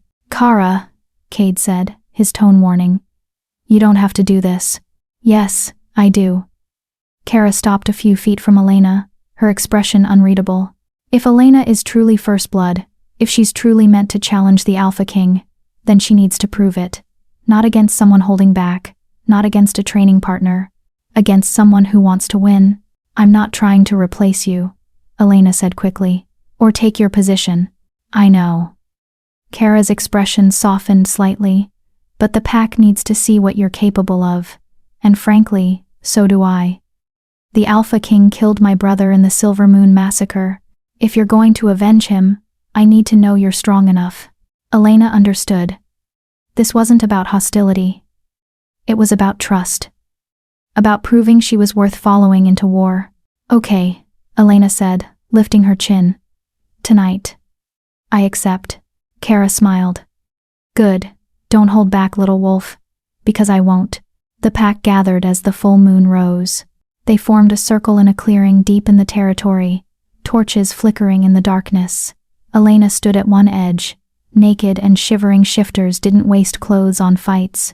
Across from her, Kara waited, equally bare, her muscles coiled and ready. Mara had painted Elena's face with ash and silver, traditional markings for First Blood challengers. The weight of the moment pressed down on her dozens of eyes watching, judging, hoping. Cade stood at the circle's edge, his expression carefully neutral. But Elena could feel his tension through the bond, his fear for her, his belief in her. "The rules are simple," Ash announced, his voice carrying across the clearing. "First to yield, or first to fall. No killing blows, but everything else is fair. This is a test of strength, skill, and will." He looked at Elena. "Then Kara. Begin when the moon clears the trees." Elena's heart hammered, her wolf paced inside her chest, eager and anxious. 6 weeks. She'd had 6 weeks to prepare for something that should take years, but she was done being weak, done being prey. The moon cleared the trees. Both women shifted. The transformation was faster now, smoother. Elena's wolf burst forth with a snarl, silver fur gleaming in the moonlight. She was still smaller than Kara. The auburn wolf was massive, battle-scarred, experienced. But Elena was fast. Kara lunged first, a test of Elena's reflexes. Elena dodged, barely, feeling teeth snap closed inches from her throat. She countered with a strike at Kara's flank, but the older wolf twisted away effortlessly. They circled each other, Elena's mind racing. Strength wouldn't win this. Experience wouldn't win this. She needed to be smarter. Kara attacked again, a vicious combination that drove Elena backward. Elena felt claws rake her shoulder, pain flaring bright. Her wolf wanted to retaliate, to meet violence with violence. But Elena remembered Ash's lessons. Use your opponent's strength against them. When Kara lunged again, Elena didn't dodge. She dropped low, letting Kara's momentum carry her overhead, then struck upward at the exposed belly. Her teeth found purchase, drawing blood. Kara yelped and spun, faster than Elena expected. They collided in a tangle of fur and fangs, rolling across the clearing. Elena felt ribs crack Kara's or hers. She couldn't tell. Pain was distant now, drowned out by adrenaline and instinct. They separated, both bleeding, both panting. The pack was silent, watching. Kara's green eyes held respect now. And something else, approval. She attacked again, but this time Elena was ready. She'd been watching Kara's patterns, learning her tells. When Kara went high, Elena went low. When Kara used strength, Elena used speed. They fought for what felt like hours but was probably minutes. Elena took damage. Her body would be a mass of bruises and cuts tomorrow, but she gave as good as she got. And slowly, impossibly, she began to gain ground. Kara was tiring. Her attacks were a fraction slower, her defenses less tight. Elena's wolf sensed victory, pressing harder, but Elena held back. This wasn't about humiliation. It was about proving herself. When Kara lunged again, Elena sidestepped and struck not at a vital area, but at Kara's legs, sweeping them out from under her. The auburn wolf crashed to the ground, and Elena was on her instantly, teeth at her throat. Not biting, just holding. The message clear. I could kill you, but I won't. For a heartbeat, Kara struggled. Then, slowly, she went still. Submission. Elena released her and stepped back, her wolf singing with triumph. The pack erupted. Cheers, howls, celebration. Elena shifted back to human form, gasping and shaking.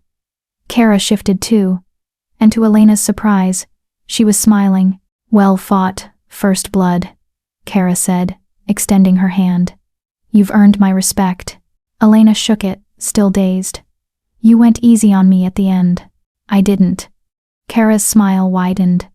You're just that good. Raw, untrained in many ways, but good. Give it a few more months, and you'll be unstoppable. Cade appeared, wrapping a blanket around Elena's shoulders.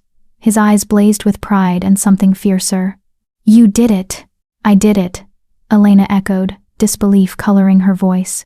First trial, complete, Ash announced. Elena Moonshadow has proven her strength. She is recognized as First Blood, heir to the Silver Moon legacy. The pack howled their approval, the sound echoing across the valley. And somewhere, hundreds of miles away, Elena knew the Alpha King was listening. Let him hear. Let him know she was coming. Later, after the celebration had died down, and Elena's wounds had been tended, she found herself alone on the main house's porch. Her body ached everywhere, but it was a good ache. The ache of accomplishment. Cade found her there, 2 mugs of tea in hand. Thought you could use this. Thanks. Elena accepted the mug, their fingers brushing.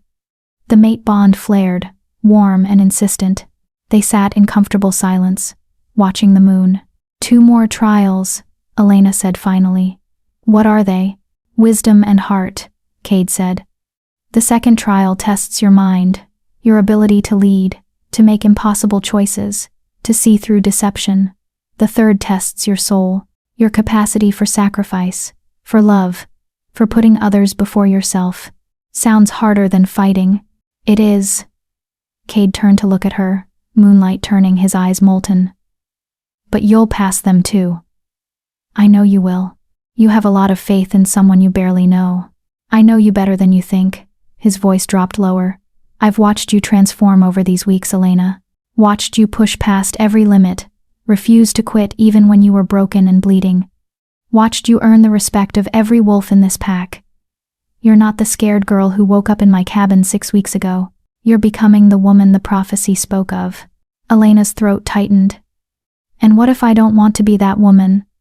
What if I just want to be me? Then be you. Cade's hand found hers. The prophecy doesn't own you, Elena. Destiny is what you make it. If you want to fight the Alpha King, we'll help you. If you want to run and hide, we'll protect you. And if you want to find a third path entirely, he squeezed her hand, we'll walk it with you. The mate bond thrummed between them, and Elena made a decision. She leaned forward and kissed him. It was tentative at first, testing. But when Cade's arms came around her, careful of her injuries, Elena melted into it. The bond exploded, flooding her with sensation and emotion. This wasn't just attraction. It was recognition. Home. Belonging. When they finally pulled apart, both breathing hard, Cade rested his forehead against hers. Elena, I'm not ready for forever, she interrupted. Not ready for marking or claiming or any of the permanent things. But I want this. Want you. Is that enough? It's everything, Cade said roughly. For now, for always, it's everything. They sat together under the full moon, Elena's head on Cade's shoulder, the mate bond singing between them. Somewhere out there, the Alpha King's enforcers were coming. But tonight, Elena allowed herself to feel safe, to feel strong, to feel hope. The trials weren't over, the war hadn't begun, but Elena Moonshadow was ready for whatever came next.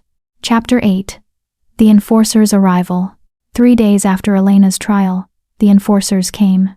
Elena was in the training grounds, working through knife drills with Liam, when she felt a disturbance in the territory's wards. Like a discordant note in a symphony, wrong and intrusive. Her wolf bristled, hackles rising. They're here. Cade's voice cut across the compound, sharp with authority. Everyone to positions. Now, the pack moved with practiced efficiency. Warriors took defensive positions around the perimeter. Non-combatants retreated to the main house. Children were ushered into the reinforced basement. Within minutes, Blackthorn territory transformed from peaceful home to fortress. Elena stood frozen, knife still in hand. Come on, Liam urged, gripping her shoulder. You need to be inside, protected. No. Elena's voice was steadier than she felt. I'm not hiding. If they're here for me, I face them. Elena, she's right, Cade said, appearing beside them. His expression was grim but resolved. Hiding makes her look weak. Guilty. If she's going to be a leader, she needs to face this. He met Elena's eyes. But you stay behind me, understood? Elena nodded. They moved to the compound's entrance, where Ash already waited with a dozen warriors. The gate was closed but not locked. A message. You're not welcome, but we're not afraid. Through the bars, Elena saw them approaching. 5 wolves, all massive, all moving with the lethal grace of trained killers. They shifted as they reached the gate, standing naked and unashamed in their human forms. 4 males and 1 female, all bearing the Alpha King's mark, a black crown tattooed over their hearts. The leader stepped forward. He was tall, dark-skinned, with silver eyes that held nothing but cold calculation. When he spoke, his voice carried the weight of absolute authority. I am Darius, first enforcer to Alpha King Silas Blackwood. I'm here on official pack business. Open the gate. This is private territory, Cade replied, his tone equally cold. You have no jurisdiction here. I have jurisdiction everywhere the king's law extends. Darius's smile was sharp as broken glass, which is everywhere. Now, we can do this the easy way.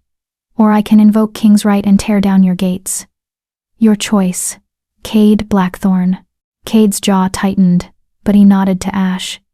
The gates swung open. The enforcers entered like predators sizing up prey. Their eyes swept the compound, cataloging defenses, counting warriors, assessing threats. When Darius's gaze landed on Elena, his expression didn't change, but she felt the intensity of his scrutiny like a physical touch. You must be the anomaly, Darius said. The female shifter who appeared out of nowhere 6 weeks ago. No pack history, no registration, no record of existence. He circled her slowly, curious. I'm Elena Moonshadow, Elena said, forcing her voice to remain level.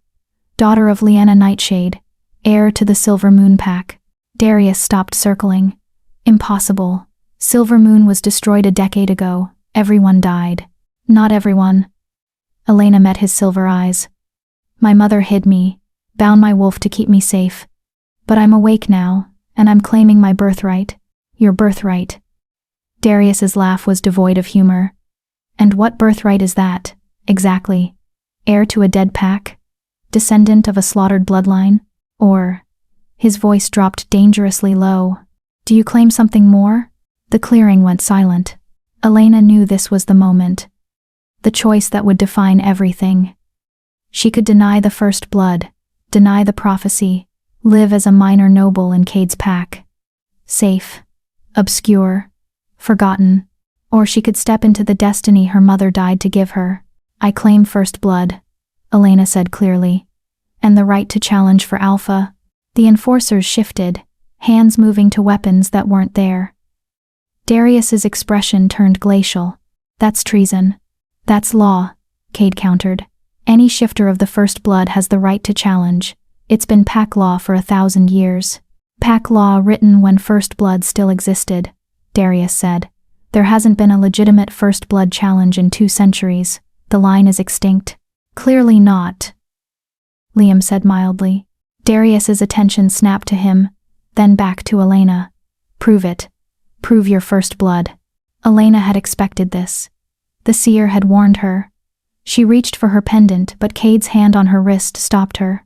You don't have to prove anything to him, Cade said quietly. Yes, I do. Elena gently pulled free. If I want to be taken seriously, if I want other packs to support me, I need to show them I'm not lying. She lifted the pendant over her head and held it out. The silver glowed faintly in the afternoon light, and Elena focused, reaching for the power her mother had sealed inside. The pendant erupted with light. Images poured forth, not visible to everyone, but Elena narrated what she saw. Lyanna Nightshade, performing the blood seal, calling on the power of the first wolf, binding her daughter's heritage with her dying breath. The light intensified. The bloodline of the first, unbroken from the beginning. Elena Moonshadow, 23rd generation, carrier of the ancient blood. The light faded. Elena swayed, exhausted, but Cade caught her. Darius stared at the pendant, his expression unreadable. Then he looked at his fellow enforcers. Some silent communication passed between them. Even if you are first blood, Darius said slowly. You're untrained, unclaimed, a child playing at being a warrior. The king doesn't fear you. Then why are you here? Elena challenged. Darius smiled. It was not a pleasant expression. To deliver a message. The king knows you exist, knows you're being hidden and trained by Blackthorn Pack. He's willing to be merciful. He pulled a sealed letter from a bag one of the other enforcers carried. Read this. Consider his offer. You have 1 week to respond. Cade took the letter, his expression murderous. And if we refuse, then the king will assume you're supporting a traitor. Darius's voice was soft, deadly. And Blackthorn Pack will be declared rogue, stripped of territory, protection, and rights. Hunted until extinct. The threat hung in the air like poison. 1 week, Darius repeated. He nodded to his enforcers, and they moved toward the gate. But at the threshold, he paused, looking back at Elena. For what it's worth, I knew your mother. Liana was a good woman. She deserved better than what happened to her. Something almost like regret flickered in his eyes. Think carefully, Elena Moonshadow. Some destinies aren't worth dying for. Then they were gone, disappearing into the forest with the same lethal grace they'd arrived with. The moment they were out of sight, the compound exploded into chaos. Warriors shouting, pack members demanding answers, everyone talking over each other. Quiet. Cade's voice cut through the noise. Everyone to the hall. Now. We discussed this as a pack. An hour later, the entire pack was crammed into the gathering hall. Elena sat at the head table beside Cade, Ash, and Liam, feeling dozens of eyes on her. The weight of responsibility was crushing. Cade opened the king's letter and read aloud. To Elena Moonshadow, claimant of first blood. Your existence presents a problem. Your bloodline was meant to be extinguished for the good of all shifters. However, I am not without mercy. I offer you a choice. Renounce your claim to first blood. Submit to binding that will permanently suppress your wolf. Live out your days as human, and I will leave you in peace. Blackthorn Pack will not be punished for harboring you, or persist in your claim. Attempt to rally packs to your cause. In which case, I will be forced to eliminate you as a threat, and everyone who stands with you will be eliminated as well. You have 1 week to decide. Choose wisely. Alpha King Silas Blackwood. Silence followed. Heavy, suffocating silence. He's asking you to give up everything, Mara said finally, her voice thick with emotion. Your wolf, your heritage, your future, that's not mercy, that's cruelty, but it's also survival. Someone else said. For all of us. If Elena refuses, we're all targets. Since when do blackthorns bow to threats? Ash snarled. Since those threats could end our pack. The voice shot back. We have children here. Families. Are we supposed to sacrifice them for one wolf's pride? Arguments erupted. Some supported Elena unconditionally. Others, while sympathetic, feared for their families. The pack was fracturing before Elena's eyes. Enough, Elena said. Her voice wasn't loud, but something in it, some edge of command, silenced the room. She stood, meeting every gaze. This isn't your choice. It's mine, and I won't ask any of you to die for me. Elena, Cade started. Let me finish. Elena's hands were shaking, but her voice was steady. I understand your fear. The Alpha King is powerful, ruthless, and he's ruled unchallenged for decades. Standing against him is suicide. I know that. She paused. But so is surrendering. Because if I give up now, if I let him bind my wolf and bury my heritage, what message does that send? That the king can threaten anyone into submission? That first blood means nothing? That we're all just his property, to be controlled or killed at his whim? She looked around the room. My mother died so I could have a choice. So I could be free. If I give that up without fighting, her death meant nothing. All those deaths, Silver Moon, the other first bloodlines, everyone the king has murdered to maintain his power, they all meant nothing. So what are you saying? Someone asked. Elena took a deep breath. I'm saying I won't submit. I won't be bound. And I won't let the king dictate my life. She met Cade's eyes. But I also won't force any of you to stand with me. Anyone who wants to leave, who wants to take their families somewhere safe, I understand. I'll leave Blackthorn territory myself, if that's what it takes to protect you. You're not going anywhere, Cade said firmly. He stood beside her, his presence solid and unwavering. Blackthorn Pack doesn't abandon family. And your family, Elena. Mate, bond or not. First blood or not, you're ours. We stand with Cade, Ash said, rising. Which means we stand with you. Same, Liam added. One by one, the pack members stood. Not all of them, a few remained seated. Faces troubled, but most. The message was clear. They chose Elena. Chose freedom over fear. Kara rose last, her green eyes fierce. I didn't fight you in that circle so you could give up at the first threat. Your first blood, Elena. Act like it. Elena's throat tightened with emotion. Thank you. All of you. But we need to be smart about this. The king expects me to either submit or go into hiding. We need to do neither. What are you proposing? Kate asked. Elena had been thinking about this since Darius left. The second trial, the test of wisdom. I need to complete it before the week is up. If I pass, I'll have the right to formally call a challenge. Not just a skirmish, but an official challenge for Alpha. King's law says he has to accept. And if you lose, you die, Ash pointed out. If I do nothing, I die anyway. At least this way, I control the field. Elena looked at Cade. When is the second trial? What does it involve? Cade and his brothers exchanged glances. The trial of wisdom has no set time. Liam said carefully. It comes when it comes. Usually in the form of an impossible choice, something that tests your judgment, your priorities, your ability to lead. Could be tomorrow, could be months from now, Ash added. There's no way to force it. Elena's heart sank. Then we're out of time. Maybe not, Mara said, stepping forward. The trials come when they're needed most, when the candidate is facing a crisis that demands wisdom to resolve. She looked meaningfully at Elena. Seems to me you're in exactly that situation. As if in response, the hall doors burst open. A young wolf stumbled in, bleeding and gasping. Enforcers, he choked out. They didn't leave. They're surrounding the territory, dozens of them, and they have Patricia Rivera with them. Elena's blood ran cold. Patricia? Why would they? She's claiming rights, the scout continued. Says you're stolen property, that she has legal custody under witch law, and the king is backing her claim. Understanding crashed over Elena like ice water.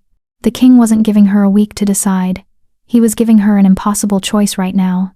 Submit to Patricia, return to being bound, drained, enslaved, or fight both the enforcers and the king's law, proving she was the dangerous rogue he claimed. The second trial had begun, and Elena had minutes, not days, to figure out how to pass it. Chapter 9. The impossible choice. The compound descended into controlled chaos. Warriors rushed to defensive positions. Families gathered in the main house. Scouts returned with increasingly grim reports. Over 40 enforcers surrounded the territory, all armed, all bearing the king's mark. And in the center of their formation, protected like precious cargo, stood Patricia Rivera. Elena stood at the window of Cade's study, watching torches appear in the darkness beyond their borders. Her mind raced, trying to find an angle, a loophole, anything that would let her navigate this nightmare without condemning everyone she cared about. It's elegant, really, Ash said bitterly. He was pacing, his restless energy filling the room. The king can't just murder you without looking like a tyrant. But if Patricia has legal claim under witch law, and you resist that claim, then you're the lawbreaker. He gets to eliminate you while looking like he's upholding justice. There has to be a way out, Liam said, flipping through ancient law books. Some precedent, some exception. There isn't. Cade's voice was flat. He stood beside Elena, close enough that she could feel his heat, his barely leashed rage. Witch law is clear. If Patricia can prove she had custody of Elena as a minor, and that Elena was bound by magical contract, then Elena is considered her property until that contract is fulfilled or broken. I'm not property, Elena said quietly. I know, but the law disagrees. Cade's fist clenched on the windowsill. And if we fight this with violence, we're proving the king right. That you're dangerous. That first blood can't be trusted to respect the law. Elena closed her eyes. The trial of wisdom.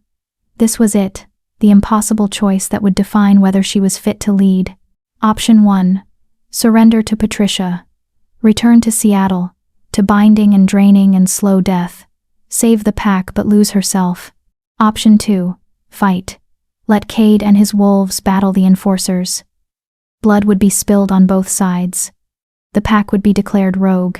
Everyone here, including children, would be hunted, and the king would use it as proof that first blood was too dangerous to exist. Option 3. Run. Slip away, let Patricia claim she can't find Elena. But that was just delaying the inevitable, and the king would likely punish Blackthorn Pack anyway. None of them were acceptable. There's a fourth option, Mara said from the doorway. She entered carrying an ancient tome, her expression grave. It's risky, possibly suicidal. But it's there. Tell me, Elena demanded. Mara opened the book to a marked page. Which law says Patricia has custody rights? But shifter law says you're an adult pack member with full autonomy. The two legal systems are in conflict. She looked up. There's a provision for that. Trial by ordeal. What kind of ordeal?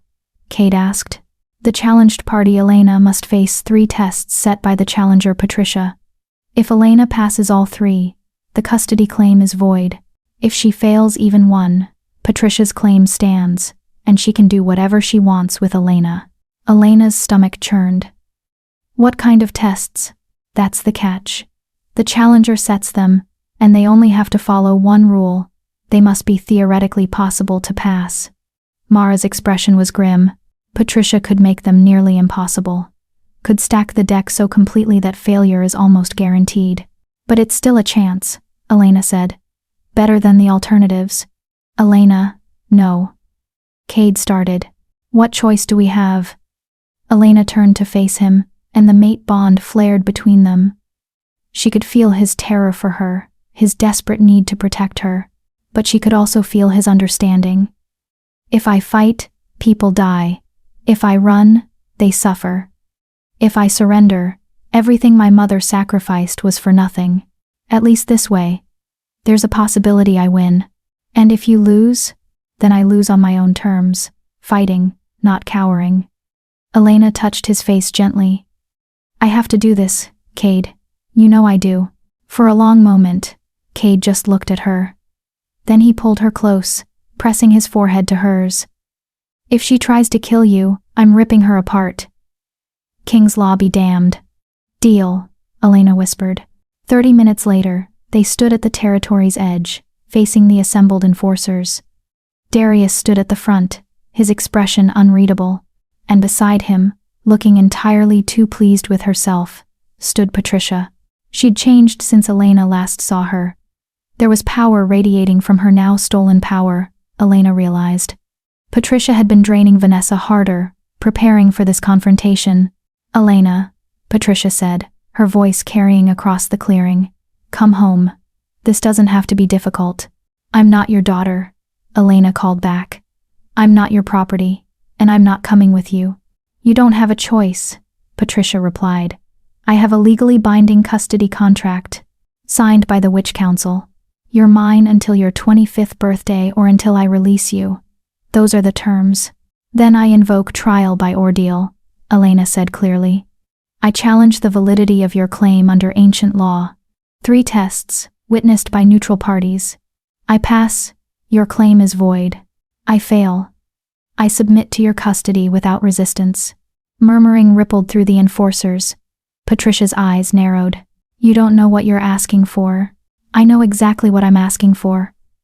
Elena stepped forward, leaving the safety of Blackthorn territory. Or are you afraid I'll win? Patricia's smile was cold. Fine, trial by ordeal it is. Darius will serve as witness? I will, Darius confirmed. He looked at Elena with something that might have been respect. The terms are binding. 3 tests, set by Patricia Rivera. Success requires passing all 3. Failure in even one test means Elena Moonshadow submits to Patricia's custody with no further resistance or interference from Blackthorn Pack. Agreed? Agreed, Elena said. Cade moved to stand beside her. I'm her second. Anything that happens to her will happen to you too? Patricia laughed. How romantic, but unnecessary. I'm not trying to kill her, just reclaim what's mine. Her expression hardened, though if she fails these tests, she might wish I'd been merciful enough to make it quick. Name the first test, Darius said. Patricia produced a small vial from her pocket.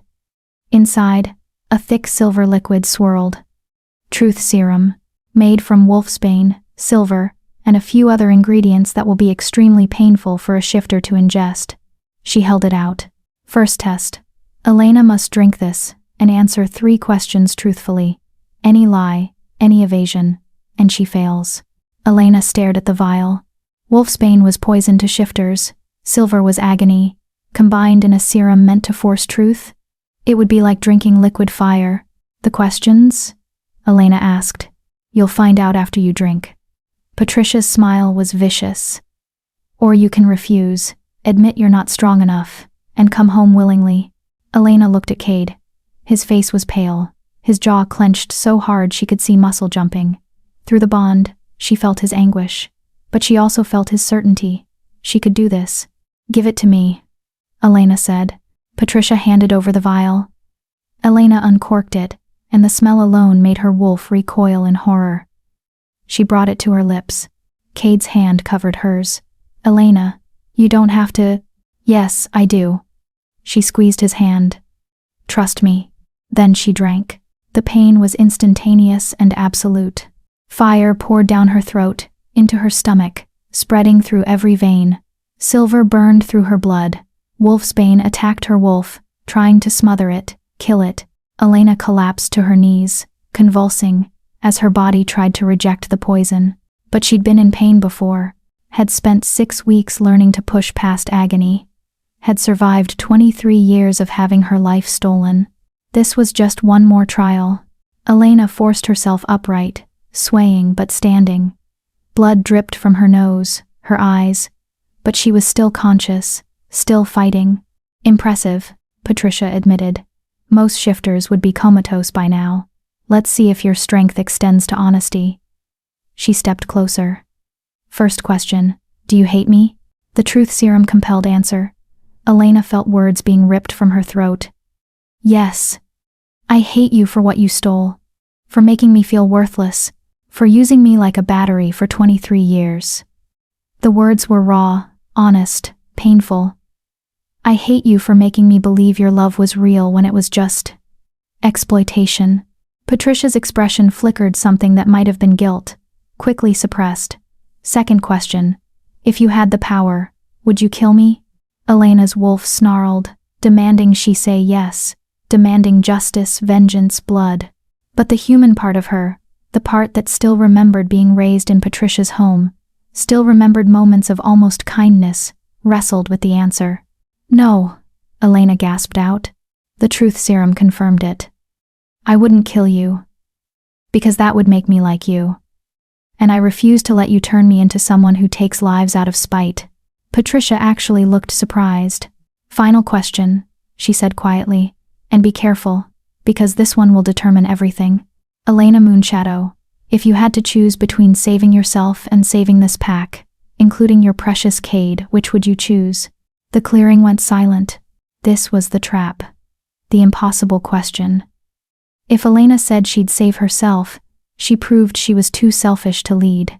If she said she'd save the pack, Patricia could argue that Elena was suicidal, not fit to make her own decisions. But the truth serum didn't allow evasion. Elena met Patricia's eyes and felt the answer pull itself from her very soul. I'd save them. Every time. Because that's what leadership means. That's what love means. Putting others before yourself. So you admit you're self-destructive, Patricia said quickly. That you can't be trusted to make rational decisions about your own welfare. That's not what I said. Elena's voice was stronger now, even through the pain. I said I'd choose them, not that I'd die uselessly. There's a difference between self-sacrifice and self-destruction. A good leader knows when to fight and when to retreat. When to protect others and when to let them protect you. I'd save them and then I'd survive, because they'd need me after. The truth serum pulsed through her, confirming every word. Patricia stared at her, something like recognition dawning in her eyes. You've changed, she said softly. The Elena I raised would have never. She stopped herself. First test complete. You passed. Elena nearly collapsed with relief, but Cade caught her. 2 more, he murmured. You can do this. Second test, Patricia announced. She gestured, and 2 of the enforcers brought forward a cage. Inside was Vanessa. Elena's heart stopped. Vanessa looked terrible pale, shaking, her eyes wide with terror. She wasn't restrained, wasn't being hurt, but she was clearly frightened. Choose, Patricia said simply. Your freedom or hers. If you return with me, submit to binding, I'll release Vanessa. She'll never have to worry about losing the power I've fed her. Never have to face what she's become because of my choices. Patricia's voice dropped. But if you choose yourself, choose this pack and your destiny, then Vanessa stays with me, becomes what I made her, my creature, my tool, no will of her own, just like you were. Mom, please. Vanessa whimpered. Don't do this. Quiet, Patricia snapped. Elena, your choice. Elena stared at her sister. They'd never been close. Vanessa had been cruel, entitled, had taken everything from Elena without a second thought.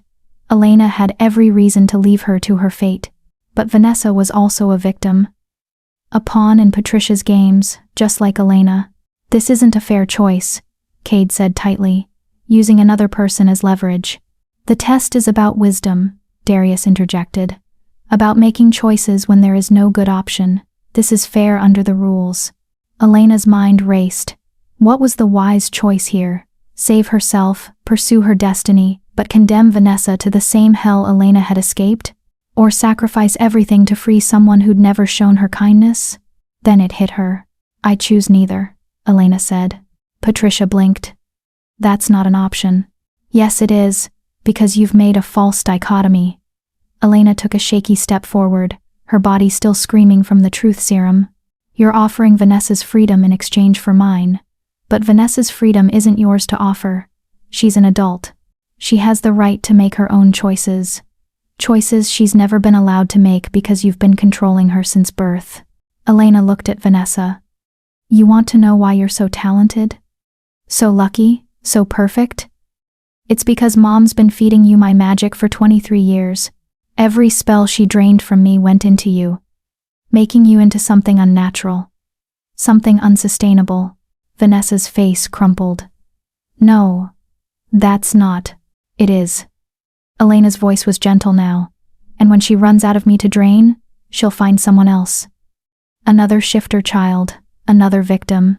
You'll never be free because she needs you dependent, needs you under her control. Enough, Patricia snarled. No. Elena turned back to Patricia. Here's my answer. I'm not trading my freedom for Vanessa's. Instead, I'm offering Vanessa what you never gave either of us, a real choice. Vanessa, you can stay with Patricia. Let her keep feeding you power, keep being her perfect daughter. Or you can leave. Come with me. We'll find a way to give you real magic, earned magic, not stolen. It'll be harder.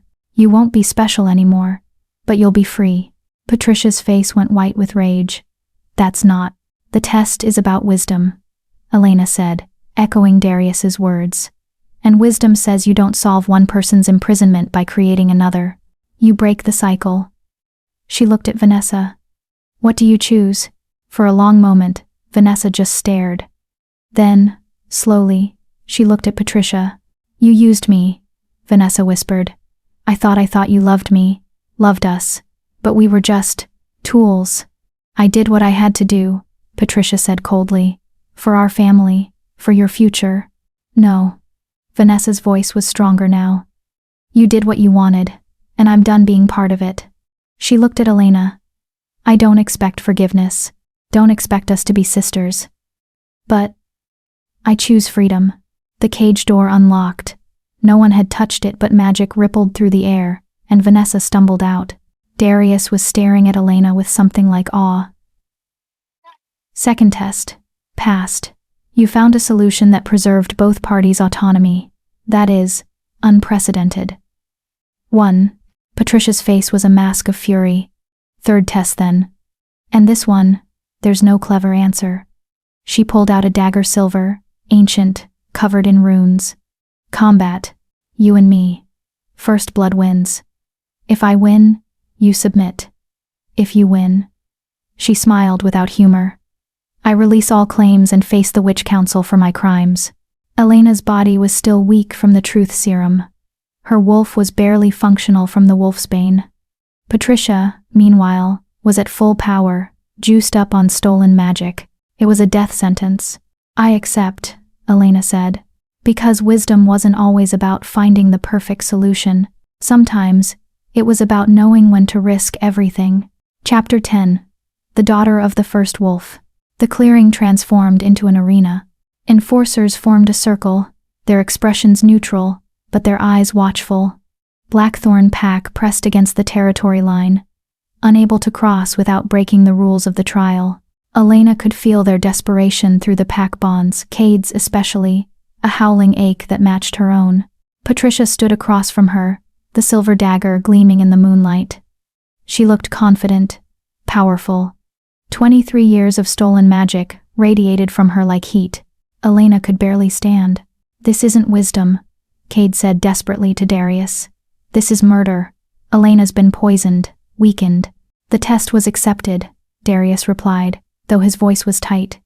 "Once begun, trial by ordeal cannot be stopped, only completed. Then let me fight in her place." "You can't." Darius met Cade's eyes, and something passed between them. Understanding. Regret. "I'm sorry. Truly." Patricia smiled. "Don't worry, Cade. I won't kill her. Just take back what's mine." She raised the dagger. "Ready, Elena?" Elena forced herself upright. Her wolf was whimpering inside, poisoned and weak. Her body felt like it was made of wet paper. But her mind was clear. "Wisdom isn't always about strength," the seer had said. "Sometimes it's about knowing when to surrender the battle to win the war." "I'm ready," Elena said. They began. Patricia moved with supernatural speed, closing the distance in a heartbeat. The dagger flashed toward Elena's throat. A killing blow disguised as a warning. Elena twisted, barely avoiding it, and Patricia's surprised expression told her everything. The witch had expected Elena to be too slow, too weak to dodge, but Elena had spent 6 weeks learning to fight while exhausted, hurt, desperate. This was just another training session, just another test. Patricia attacked again, magic crackling around her free hand. Elena felt the spell form a binding, meant to hold her in place for the dagger strike. She dove sideways, rolling through dirt and pain. Coming up with a handful of earth, she threw it at Patricia's face. The witch recoiled, sputtering, and Elena pressed her advantage. Not with strength, she had none left, but with strategy. She drove Patricia backward, toward the edge of the circle, where the ground was uneven and covered in roots. Patricia stumbled. Just slightly. Just enough. Elena struck, her fist connecting with Patricia's wrist. The dagger flew loose, skittering across the ground. Both women lunged for it. Patricia got there first.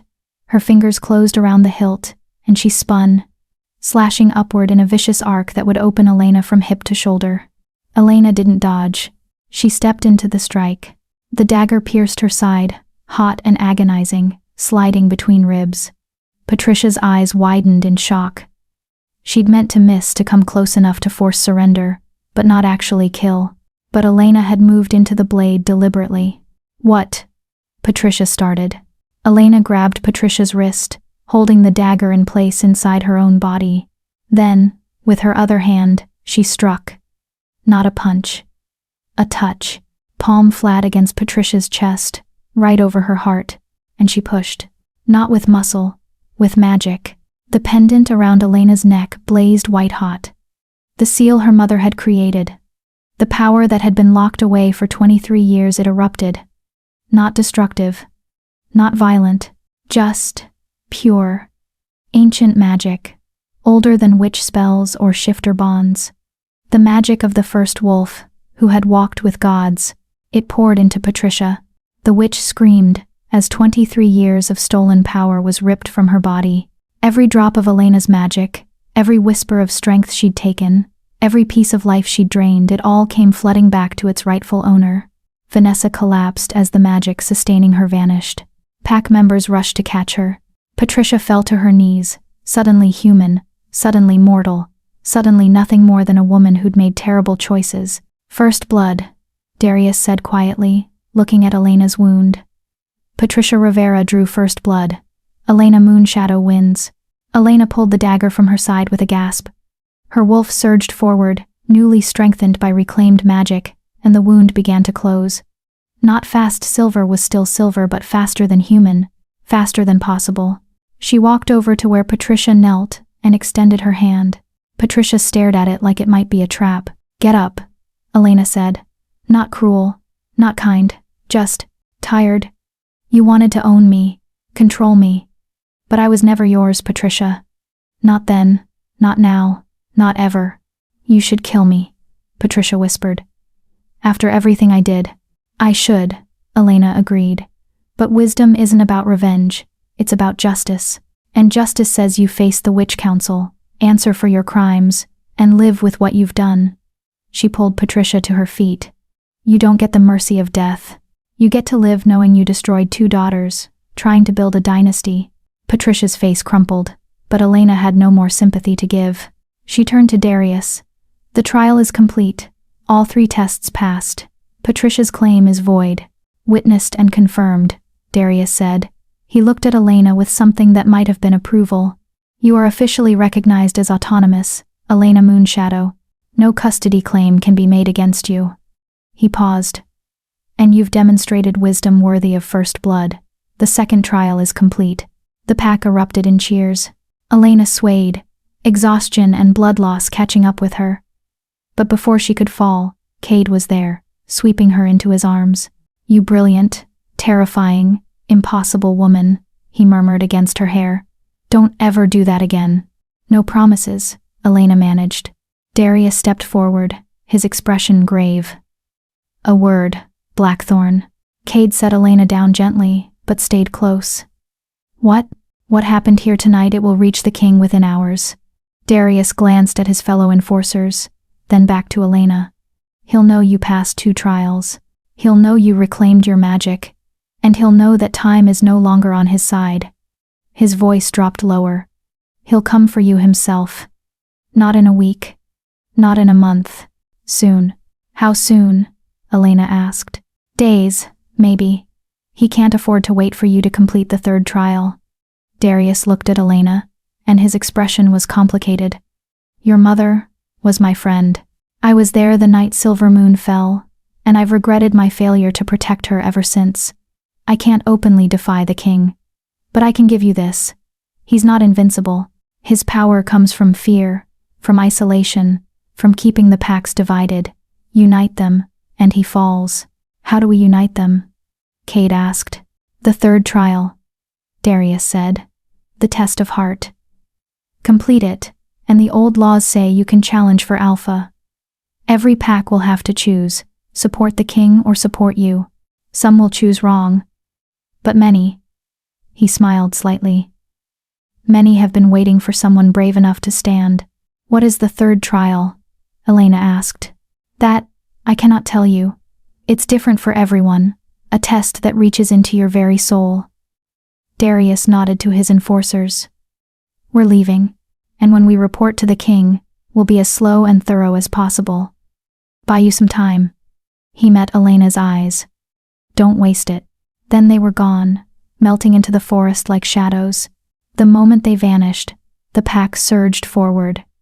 Elena was engulfed in embraces, congratulations, overwhelming relief. Vanessa stood at the edge of the crowd, uncertain, and Elena caught her eye. You can stay, Elena said. If you want, we'll figure out the rest later. Vanessa nodded, tears streaming down her face. Thank you. Hours later, after wounds were tended and celebrations had wound down, Elena found herself alone with Cade on the main house porch. The sun was rising, painting the sky in shades of gold and pink.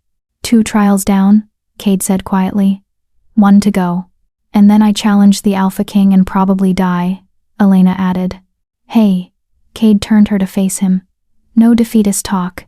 You've survived everything that's been thrown at you. You'll survive this too. Will I? Elena leaned into his warmth. Cade, I've been thinking. About the 3rd trial. About what Darius said. A test of heart. Of sacrifice. What about it? What if? Elena took a breath. What if the test is choosing between the bond and the challenge? Between you and my destiny? Cade went very still. The prophecy says I'm supposed to unite the packs, challenge the king, restore balance. But it doesn't say anything about mates, about love, about... Elena's voice cracked. What if completing my destiny means giving you up? Then we'll figure it out, Cade said fiercely. Elena, I told you I'm not the kind of mate who demands you sacrifice everything for me. If the choice is between me and your purpose, choose your purpose. I'll still be here when you're done. You say that now. I'll say it forever. Cade cupped her face in his hands. The mate bond isn't about possession, it's about partnership. I don't want you to give up who you are for me. I want to help you become who you're meant to be, even if that means standing aside sometimes. I don't want to lose you, Elena whispered. You won't. Bond or no bond, destiny or no destiny, I'm yours, always. He kissed her forehead. Now stop catastrophizing and come to bed. You need rest before the king arrives. They went inside together, and Elena allowed herself to be led upstairs. But as she drifted off to sleep in Cade's arms, she couldn't shake the feeling that the real test was still ahead, that the hardest choice was yet to come.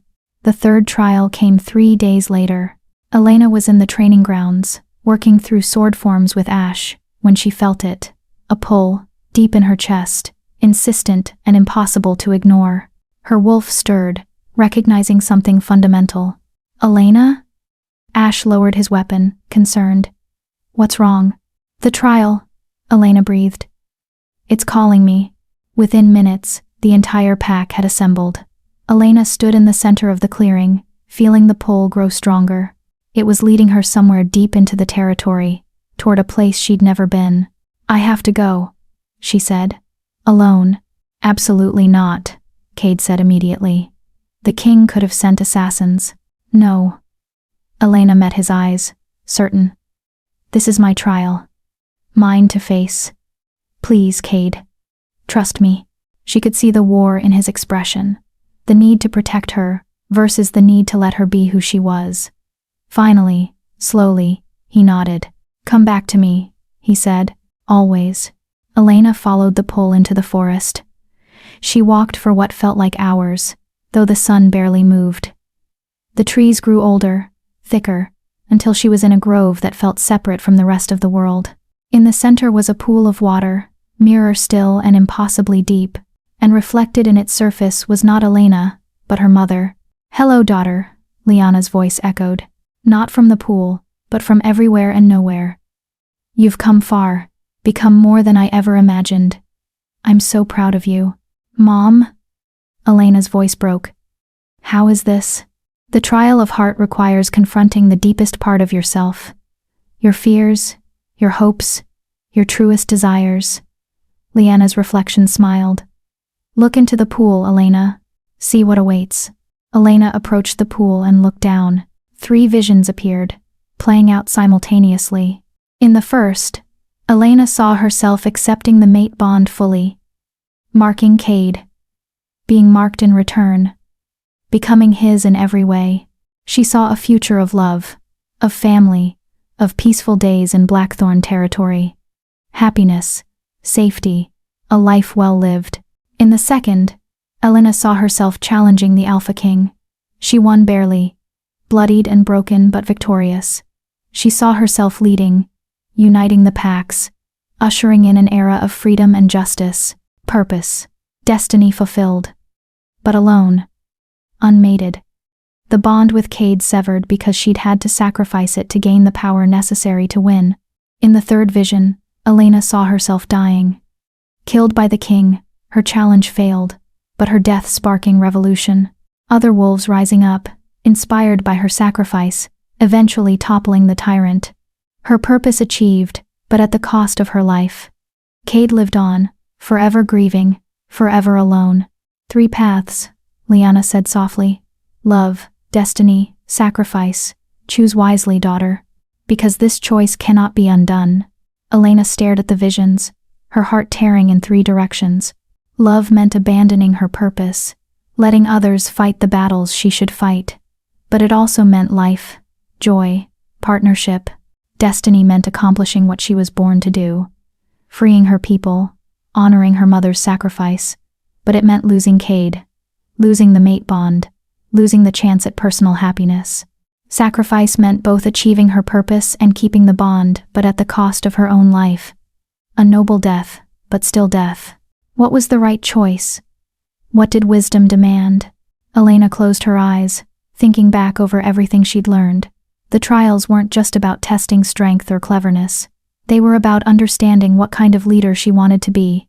And she realized the question itself was the trap. No, Elena said aloud. I reject all three paths. The visions flickered. These aren't my only options, Elena continued, opening her eyes. They're false choices, just like Patricia's tests.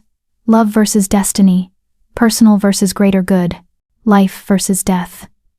She looked at her mother's reflection. But leadership isn't about choosing between impossible options. It's about creating new ones. About refusing to accept that sacrifice is the only path to change. Explain, Liana said, and Elena could hear approval in her voice. You died to save me, Mom, and I'm grateful. But maybe that's not the lesson you meant to teach. Elena stepped closer to the pool. Maybe the lesson is that I don't have to die to make a difference. That I can challenge the king and win without sacrificing the bond. That I can have love and purpose, personal happiness and greater good. Her voice strengthened. I don't have to be alone to be powerful. I don't have to give up everything to achieve anything. I just have to be smart, strategic, and willing to fight for both. The pool's surface began to glow. You understand, Liana whispered. The trial of heart isn't about sacrifice. It's about refusing to let anyone, even destiny, tell you that you can't have it all. It's about fighting for the future you want, not accepting the future others demand. The visions dissolved, replaced by a new one. Elena, standing beside Cade, both of them victorious.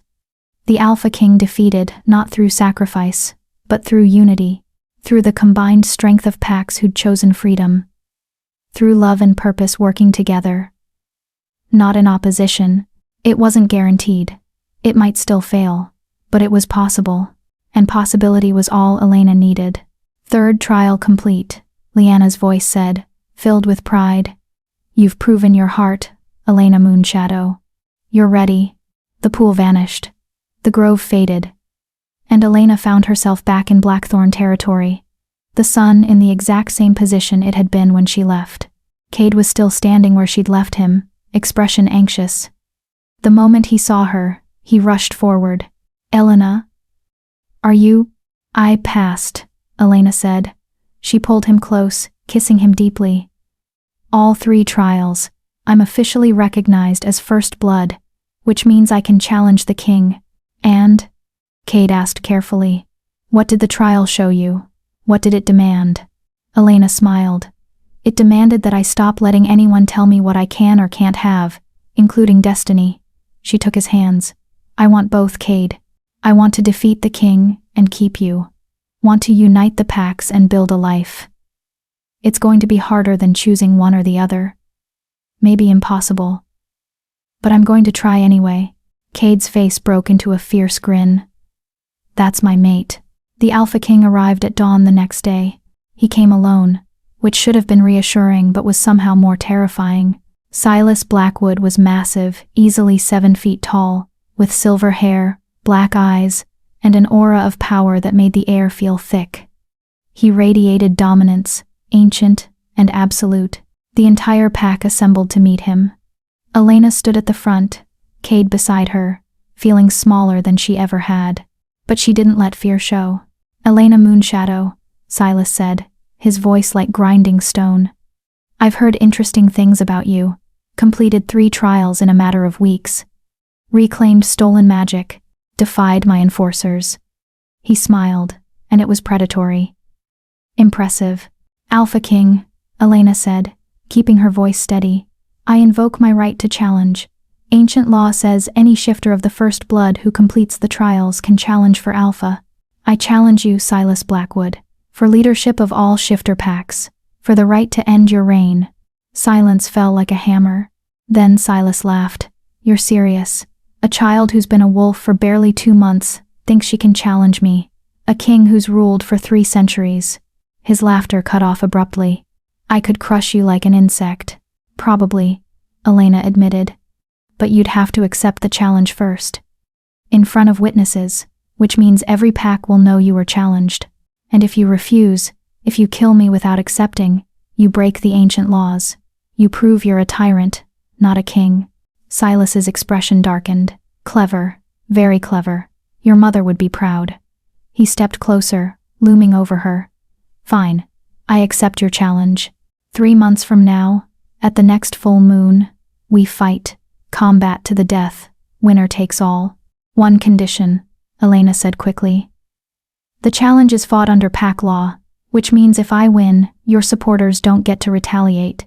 And if you win, my pack goes free. Agreed, Silas said. Though you won't win, girl. I've killed a dozen First Bloods. You'll just be another corpse. He turned to leave, then paused. 3 months, use them wisely. Because they're the last 3 months of your life. Then he was gone, vanishing into the forest with the same casual dominance he'd arrived with. The moment he left, Elena's legs gave out. Cade caught her, holding her as the reality crashed down. 3 months. She had 3 months to become strong enough to kill a king. It should have been terrifying. Impossible. Hopeless. But as Elena looked around at her pack, at Cade, at Ash and Liam, at Mara and Kara and Vanessa and all the others who'd become family, she felt something unexpected. Hope. All right, Elena said, standing straight again. We have 3 months. Let's not waste them. We train, we strategize, we reach out to other packs, we build alliances, we prepare for war. She met Cade's golden eyes. And when the time comes, we win. Together. Together, the pack echoed. Epilogue. 3 months later, the challenge grounds were packed. Every major pack in North America had sent representatives. Hundreds of shifters filled the clearing, watching, waiting. History was being made tonight, one way or another. Elena stood at one edge of the circle, her body lean and strong from 3 months of brutal training. She wore simple clothes they'd be destroyed in minutes, and her mother's pendant. Cade stood behind her, along with Ash, Liam, and the rest of Blackthorn pack.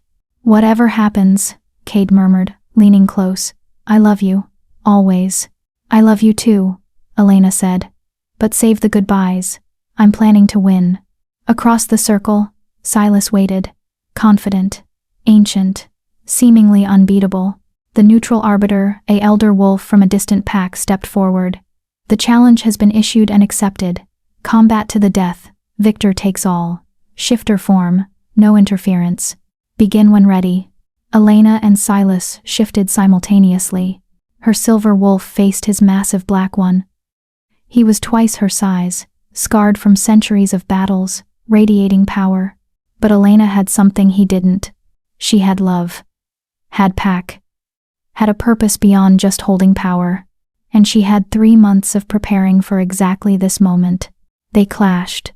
The fight was brutal, vicious, and lasted for over an hour. Elena took damage that should have killed her. Silas showed why he'd ruled unchallenged for so long. But Elena kept getting up, kept fighting, kept using every trick, every strategy, every ounce of strength she had. And slowly, impossibly, she began to win. Not because she was stronger, but because she was smarter, faster, more motivated. Because she had everything to fight for. While Silas only had pride. The final blow came when Elena managed to get behind him, her jaws closing on his throat. He struggled, but she held firm. Held until he stopped moving. Until the light left his eyes. Until the Alpha King was dead. Elena released him and shifted back to human, standing over his corpse. Blood covered her. Wounds gaped across her body. But she was alive. And she was victorious. The challenge is complete, the arbiter announced, his voice shaking with disbelief. Silas Blackwood is dead. Elena Moonshadow is victorious. The new Alpha Queen. The clearing erupted in chaos. Some wolves cheered. Others looked horrified. Still others waited to see what Elena would do next. Elena swayed but forced herself to remain standing. I claim the throne, she said, her voice carrying across the grounds. Not to rule as Silas did, but to lead, to unite, to restore freedom and justice to all shifter packs. She looked at the assembled wolves. The age of tyranny is over. The age of democracy begins. Slowly, one by one, the wolves knelt. Even those who'd supported Silas, because she'd won, fair and square. And in winning, she'd earned the right to lead. Cade shifted and knelt beside her, his golden eyes glowing with pride. My queen, he said softly. My mate, Elena replied, pulling him up. My equal. This isn't about me ruling alone. It's about us, all of us building something better. If this story touched your heart, if Elena's journey reminded you that strength comes from refusing to accept impossible choices, then subscribe and be part of a community that believes in fighting for the future you deserve. And what would you have done in Elena's position? Would you have challenged the king or found another way? The mate bond flared between them, complete and unbroken. Elena had her destiny and her love, had proven that sacrifice wasn't the only path to change. And as the new alpha queen of all North American shifters, surrounded by pack and mate and hope, Elena finally understood her mother's last gift. Not just survival, not just purpose, but the freedom to choose both, to have everything, to refuse impossible choices and forge her own path. The daughter of the first wolf hadn't just won a throne, she'd won herself. And that was the greatest victory of all.